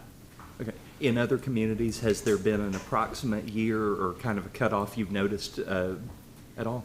Yeah, so there's a few different things. It depends on the meter population and the compatibility that's out there. But typically, we're anywhere between 3 and 5 years is where you would kind of keep that meter. And then if it's any 5 years or older, or some make the decision 3 years and older, then they replace it because of the just because of compatibility or the desire to kind of make a consistent meter population across their whole full system. Okay, that's very helpful. So there's options here for GMWSS, and we'll look at all those and we'll present those to the team when we're going through the planning phase. All right, thank you. I have a question. It's a software and IT question. Lots of times things break down. Are the costs for IT services and software updates, et cetera, is that all integrated into this pricing schedule? So part of what we do is we help manage and coordinate that IT integration effort when we go ahead and select the solution that's going through deployment. That pricing for IT integration will come back from the vendors. All the software nowadays is software as a service. So effectively, as you're continuing to subscribe to the software, you get that support, continuous support for the software. So IT integration is a very important part of the projects, because if you can measure in the field but you can't get the data back into the system and then through the areas that you want to use it in the utility, it's a fail for the project. So it's a big focus on us is IT integration. And Chase and team put that in the RFP to us, so we have to address IT integration planning in the first phase and then the actual coordination of it during the deployment. Okay. Also, on that same note, a huge concern of mine, Jeff, I think you all know Sean, our IT director, as well as our board, is we get into this and we're 12 years in, and then all of a sudden somebody, as we've all gotten on all of our different technologies and softwares, they say, we're not supporting this anymore. Right. And then we're stuck with this investment that we've made. That is where Jacobs has to earn their money in development of our specification on service life of not only the hardware, but the software as well, and the support. Okay, good. It's one of the things we do, and to be honest, it's the vendors in this part of the industry have 20-year systems, right? So they know in order to continue to do business, they need to support their systems. And there's many of them that I named in those slides that are supporting 20-year systems right now. So. Okay. Yes. The prices that for the hardware that you showed, does that include the service once we start using this program if we decide to adopt it? Like, or do you have like a recurring fee? So that kind of included what would be the capital cost. There is a software as a service cost that happens. That's like an ongoing maintenance cost. Fee. Yeah. Right. So once you're up and going, you'll have a recurring yearly. Typical, it's an annual fee that you'll pay, but they could break it down anyway. Sometimes they could bill it monthly, but typically it'll be an annual fee for the meters that are on the system. Do you have any idea what that is? Is it a great big number, or is it a? It's typically, so we see pricing all over because we do, smaller than you guys and then very large systems. So it all depends on volume, but it could be, a couple dollars a meter per year for the software. Okay. So, and don't hold me to that because we'll get those quotes. We'll do a detailed look at it, but that's typically what it would be, something like that. So, and that would be on top of what you're already presenting. But we capital. would know that You got it. when you make your recommendation. You got it. Okay. And what we would hope is that we offset that expense by the fact that we're not rolling trucks to read meters every day, all day. Absolutely. That's offset by the cost by the cost of an AMR system, driving meter readers, things like that. Yeah. Absolutely. Yep. Larry, just a quick question. Yeah. Chase, the PO is for approximately $675,000. 130 of that is task one, correct? And you said if we get to task one and the cost is just more than you can handle, the minimum going in is 130,000, correct? So if you deem it not to work, the rest of this PO will not be, okay. That would be what our maximum would be, or our Your minimum would be 130. Sorry, our minimum. Yeah. Okay. All right. Thank you. Task one. Thank you. All right. Any other questions? All those in favor of this motion signify by saying aye. Aye. Aye. Those opposed, say nay. Thank you. Next, item 12. Finance Municipal Order, closed central bank CD. Good evening. We discussed this item at the Finance Committee meeting this morning. We have directly solicited proposals from some of our local financial institutions for additional investments. The city currently has $5 million invested with Stockyards Bank. The Finance Committee, we talked this morning about investing anywhere from an additional 5 to 9 million in those staggered longer-term maturities. To do that, we need to close out the central bank CD. It just had a maturity on April 19th. We would hope to be bringing an investment proposal, hopefully at the May 11th council meeting. So we don't want to let that get past another maturity date. We would deposit this in, at least temporarily, into the money market account at Central Bank, where it would still earn approximately 3% interest right now until council is able to approve additional investment proposals. All right, council, you have heard the request. At this time, I will entertain a motion. Motion, Mayor. Motion made by Mr. Hampton. Do I have a second? Second made by Ms. Mitchell. Are there further questions and no comments? All those in favor of this motion signify by saying aye. Aye. Those opposed, say nay. Thank you all. Next, we have item 13, Police Recovery Support Team update.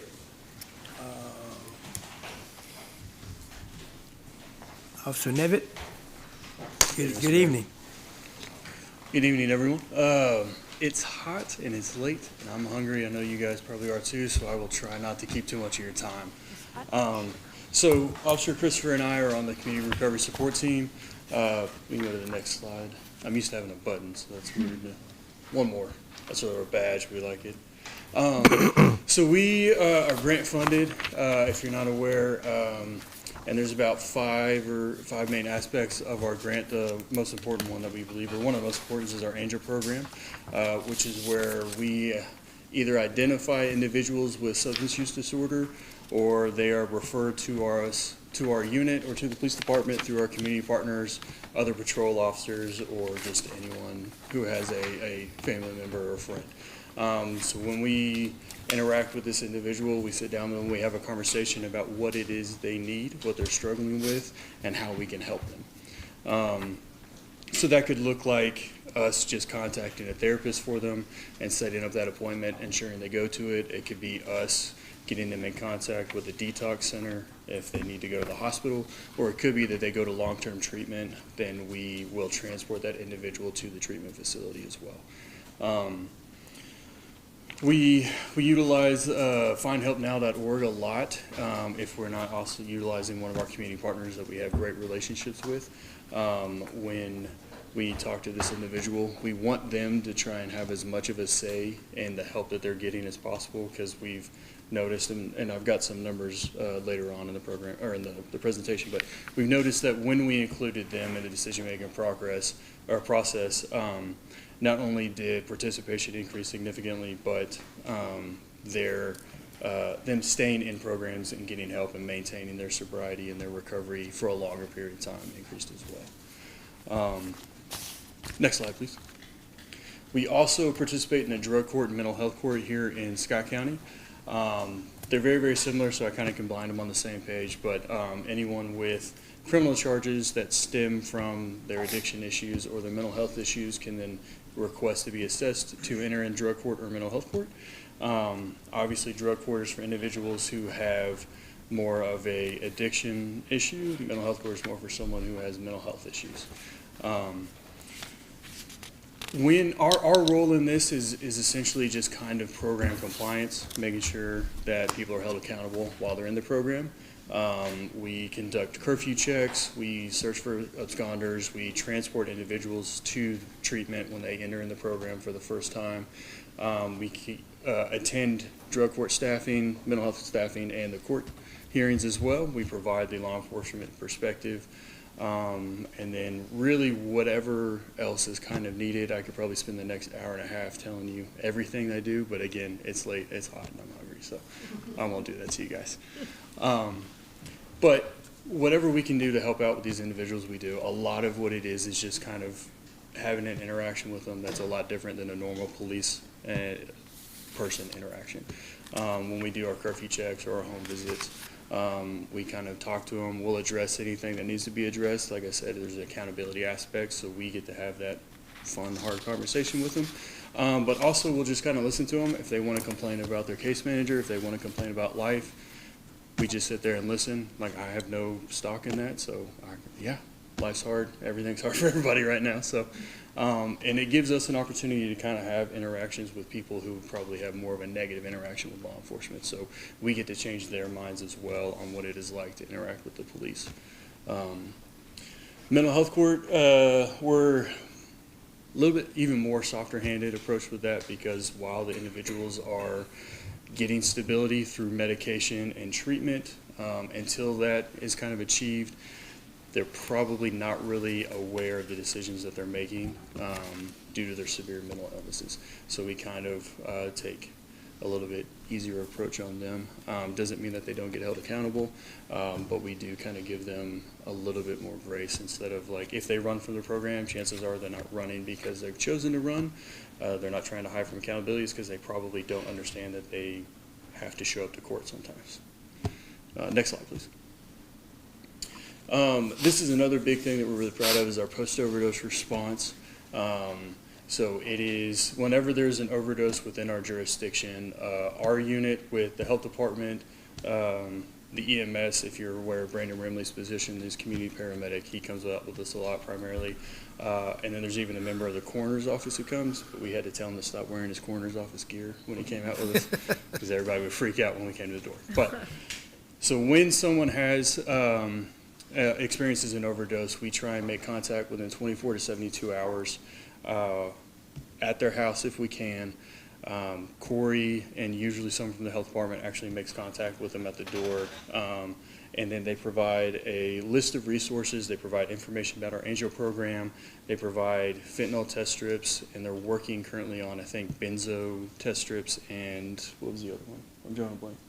Do you remember? It's late. It's hot, like I said. We're struggling. A few more test strips, just so when we understand that these people, like, you can't just tell them not to use drugs. They're going to use drugs. Our goal is to keep them alive long enough for us to get them into treatment somewhere. So it's kind of understanding and meeting them halfway. So we provide the Narcan, we provide the test strips just so they can survive, and then we have the conversation with them so that hopefully they reach out and ask for help, and we can get them the help that they need. Corey goes, if you don't know Corey, he is fantastic. He makes contact with them, he talks with them, and he is probably one of the best people I know, and he's also the most important person on our team. In my opinion, he's not here, so he can't tell me not to say that.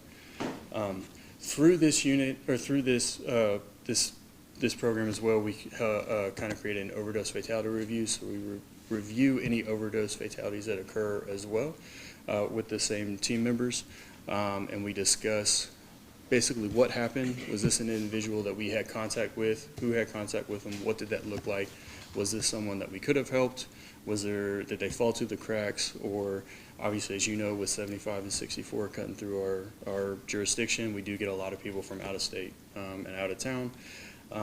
So those are individuals we can't really interact with prior. But we did create a naloxone distribution free box thing around the city. I'll let Jason talk about that. I think that's next slide. Not yet. So when it's his turn, he can kind of talk about it because it's very in-depth, and there's a lot going on, and it's been great. If you're not familiar with Casey's Law, it is essentially anyone can file a Casey's Law petition on any friend or family member if they have an issue with SUD and they're refusing to get help, but this person understands that that person with SUD is going to kill themselves intentionally or unintentionally. They can file the petition, they go to court, they are assessed by a QMHP, which is a qualified mental health professional, and a medical professional. So they undergo a psychological and a physical exam. They will then provide their recommendation to the court, be it this person would benefit from involuntary treatment. The judge then either orders it or doesn't order it. If they do order it, it could be a 60-day order or a 360-day order. Corey is one of like 10 experts in Casey's Law in the state of Kentucky. So he always recommends the 360-day order because that can include not just inpatient, but outpatient, IOP, therapy, sober living as well within that time frame. In the calendar year of 2024, we had 58 inquiries for Casey's Law, and in 2025, we only had 45 inquiries, unfortunately, so there was a little bit of a dip. We don't have the numbers for 2026 as of right now. so I can't provide that to you yet. Next slide, please. These are just some speaking events. I don't like to brag on myself, but I'm here to brag on myself, so, or on our unit. These are just some places across the state that we've been asked to speak at about our unit and how successful we've been. And we do discuss with other places about how to implement a similar unit in their jurisdiction as well. Corey has spoke at Royal Springs Middle School and Scott County Middle School multiple times. He made sure to tell me to put in both 8 classes because he had to do all of them back to back. But we spoke at the KYSOS Summit in LaGrange, which was for nurses and pharmacists. And then we also, Corey spoke at Georgetown College here as well to a lot of college students about addiction, Narcan, how to get help, Casey's Law, stuff like that. Jason went all the way to Washington, D.C. and spoke at the RCORE conference. I don't remember what that stands for off the top of my head. I believe it's Recovery something Opioid Response Programs. Do you remember? Close. Sounds good. All right. And then we will be speaking at the Co-Responder Conference in Dallas of this year in June. Next slide, please. All right, so I'm going to step aside and let Jason talk about the naloxone distribution. I gave you guys a pamphlet. It's not completely updated, all the stuff. This was something that WECO made up.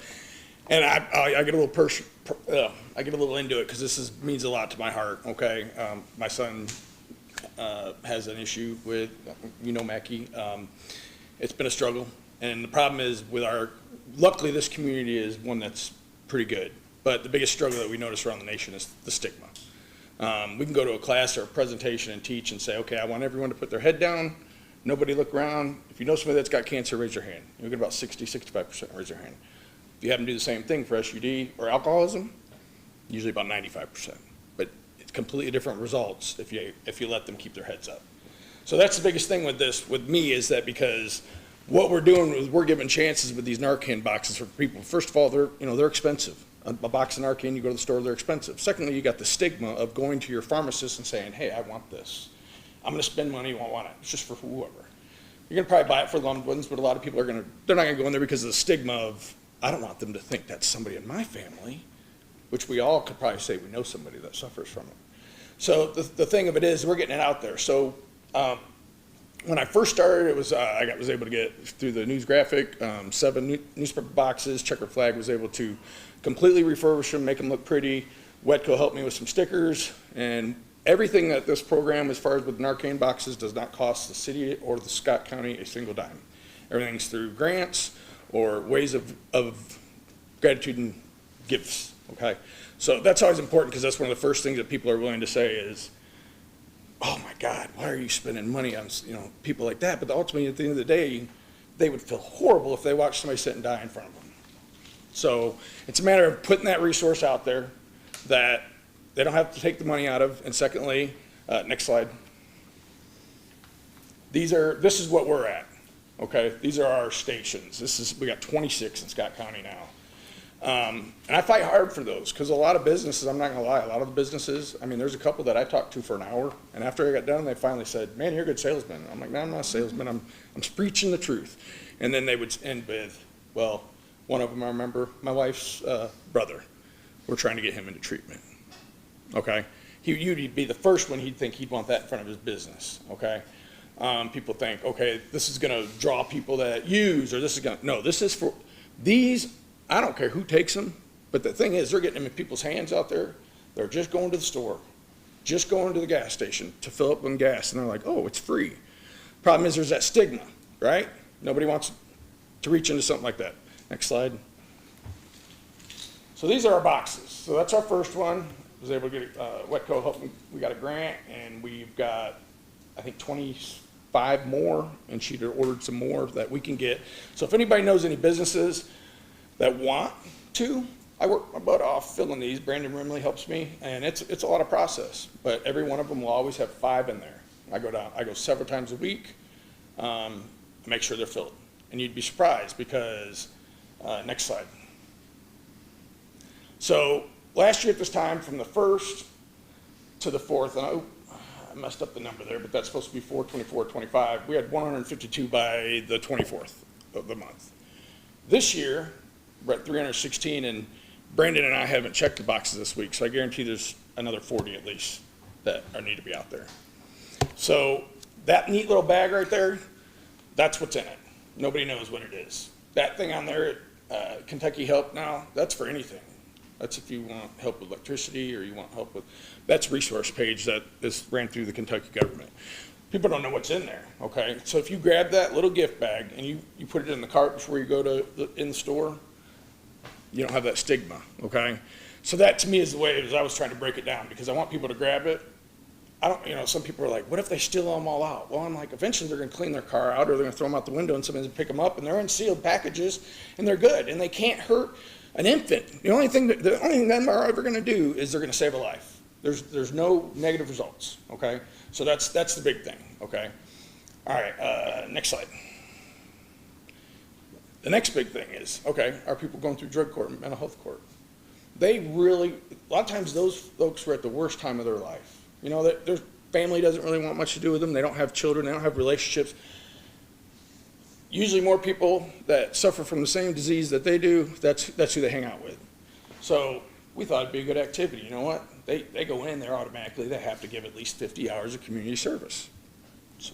And they love it because they come in, we do it once a month, which we're getting through so many bags now that we're gonna probably have to double it up.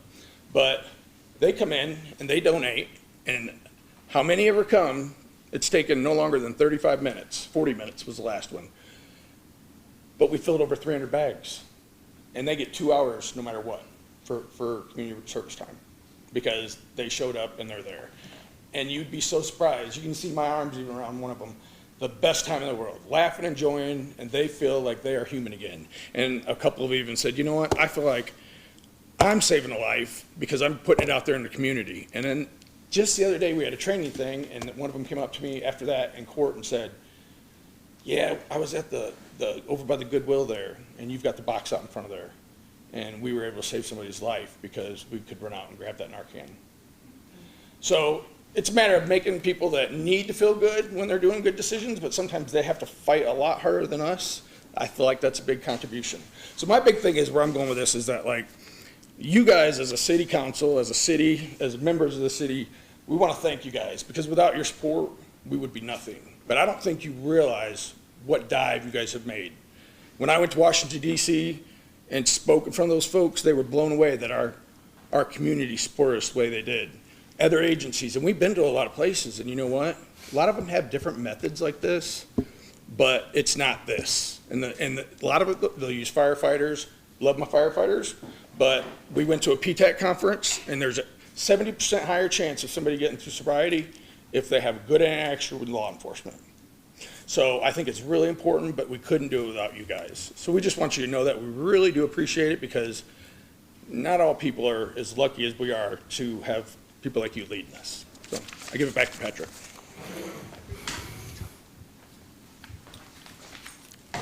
Next slide, please. So here are some numbers that kind of show how successful we've been over the past few years. It starts in 2020.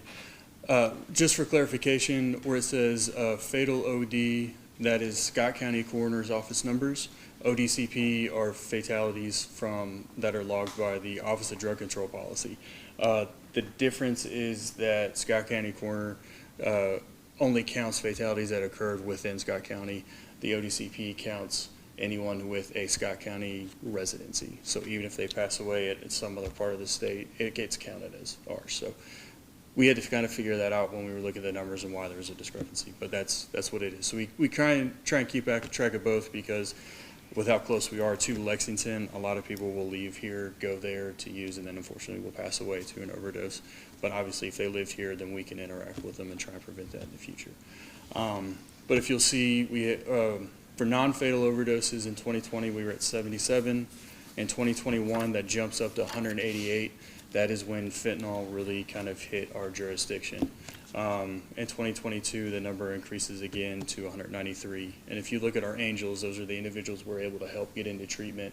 We had 10 in 2020. It dropped down to 8 in 21. It dropped down to just 2 in 2022. Next slide, please. And then I can't read it from back there, sorry. In 2023, the fatality numbers, they dropped a little bit.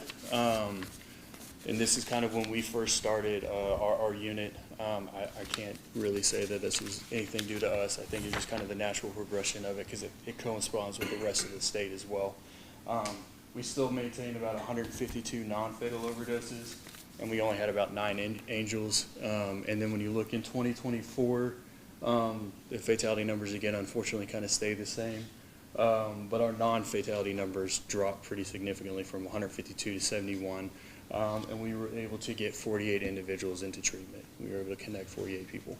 In 2025, the fatality number dropped to 10, according to the Scott County Coroner's Office. ODCP doesn't release their numbers until sometime in June, so we don't have that yet. Then the non-fatal overdoses was only 55, and we were able to at least match and get 48 more individuals into treatment, which I think is fantastic. And these numbers are confirmed through EMS as well. So we look at their numbers and ours, and these are confirmed overdoses that we responded to. This doesn't include overdoses that occurred where we responded to something else originally, and then an overdose may have been occurring at the same time or anything like that. But so this calendar year, up to about a week ago, we've had 1 fatal overdose. We've had 17 non-fatal overdoses, and we've been able to get 13 people into treatment. We're really proud of that. I think that's fantastic. Those are awesome numbers. That is not replicated anywhere else in the state of Kentucky. This is pretty unique to us, and I think a lot of it has to do with our partnership with EMS, the health department, even the coroner's office, and then our just push to get people as much as we can, much help as we can, and as well as our guys on patrol. They've been reaching out a ton recently. I got contacted twice today alone about 2 individuals that we'll be following up with for the rest of the week. So, next slide, please. We like to end on this quote. This is a message that was sent to Corey on Facebook. We keep this to kind of remind us that every number we look at is an individual, and it's not just the people that we help, but it's far-reaching into their families as well. And that's all we go. I do want to say one. Just go ahead. I forgot to, because this is the graph back here, like I said, it's not completely updated, and this was not done by me, this was done by the health department. But it's a roundabout, shows exactly when the Narcan boxes and we start distributing so much, how the overdose rates went down and that. So if, like I said, if you guys know any businesses that are willing to join, please have them call us. Thank you all. Thank you, gentlemen. Thank you for your work. Good news. Good. You're doing good work. Yep. Yeah, appreciate it. All righty, we're now to item number 14, council discussion. First of all, old business. Anybody got any old business? All righty, new business.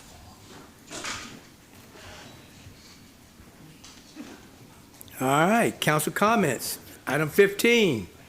All right, Ms. Brent, I'm gonna start with you since I'm looking at you right now. Go ahead. I have nothing, sir. Thank you. Right, Mr. Hampton. I have nothing this week. Ms. Mitchell. All good. Last but not least. I got something. Okay.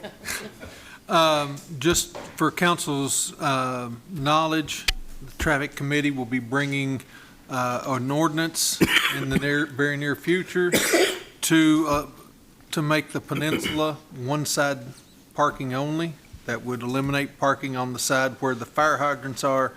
This will help not only the police, fire, ambulance to get through there, but also public works, garbage trucks, and mail delivery. So be looking for that. Don't forget, if you see any streets that you think need paving, get that to Eddie. Had a great time at the ribbon cutting at Boston Park today. It was a great event. And that park is looking tremendous over there. Also, if you get calls on potholes on state roads, more specifically US 25, I reached out to the mayor and Eddie today, and the state is aware of it. When they're going to do it, we don't know, but that's what I got. All right. And matter of fact, was calling today again, so we'll keep pushing it, so hopefully they'll get some results. Ms. Hamburg, I'm in good shape for the shape I'm in. that's good to know. Okay, Mr. Menke. Just a few items. I think we've been doing a good job of notifying the public on some of the blasting that's going out. I've seen several notices there for the Publix and for the lanes run, but I've been getting calls from folks in Mount Vernon, and I'm not sure, are we having blasting in the Georgetown Commons area? I'm not finding any notifications on that, even on the state sites. So I'm not sure, who do we need to talk to about that? I think state regulates it. Correct me on that. Devin, somebody, can you? Okay. Yeah, but I guess I don't understand why we can communicate on some, but we're not communicating on that one. So I don't know where the void or the gap is there. The second item I have is, because we've got the MAP public hearing coming up, and Todd, your request about streets for paving, one of the things that I've asked for before, and I've talked with Eddie about a couple different times as well, is a listing of all of our streets and when they were paved the last time, and what kind of usage factor that we put in there to know when we should be repaving those streets, because there should be a process, there should be a standard. And so as we are looking at what streets need to be paved, which ones are well past due, and I think that's one of the things that we ought to be looking at in determining that list for our MAP funds. And then the last item that I had was about code enforcement. I know we've got a lot of issues, where we have code enforcement actions in process, and it's not just, and I'm not talking about the grass. I'm talking about buildings and properties that are safety issues and are in process. What are those? Where are they in the process, and what's the next step on those? Because I've been asking for that as well, just so we've got some intent.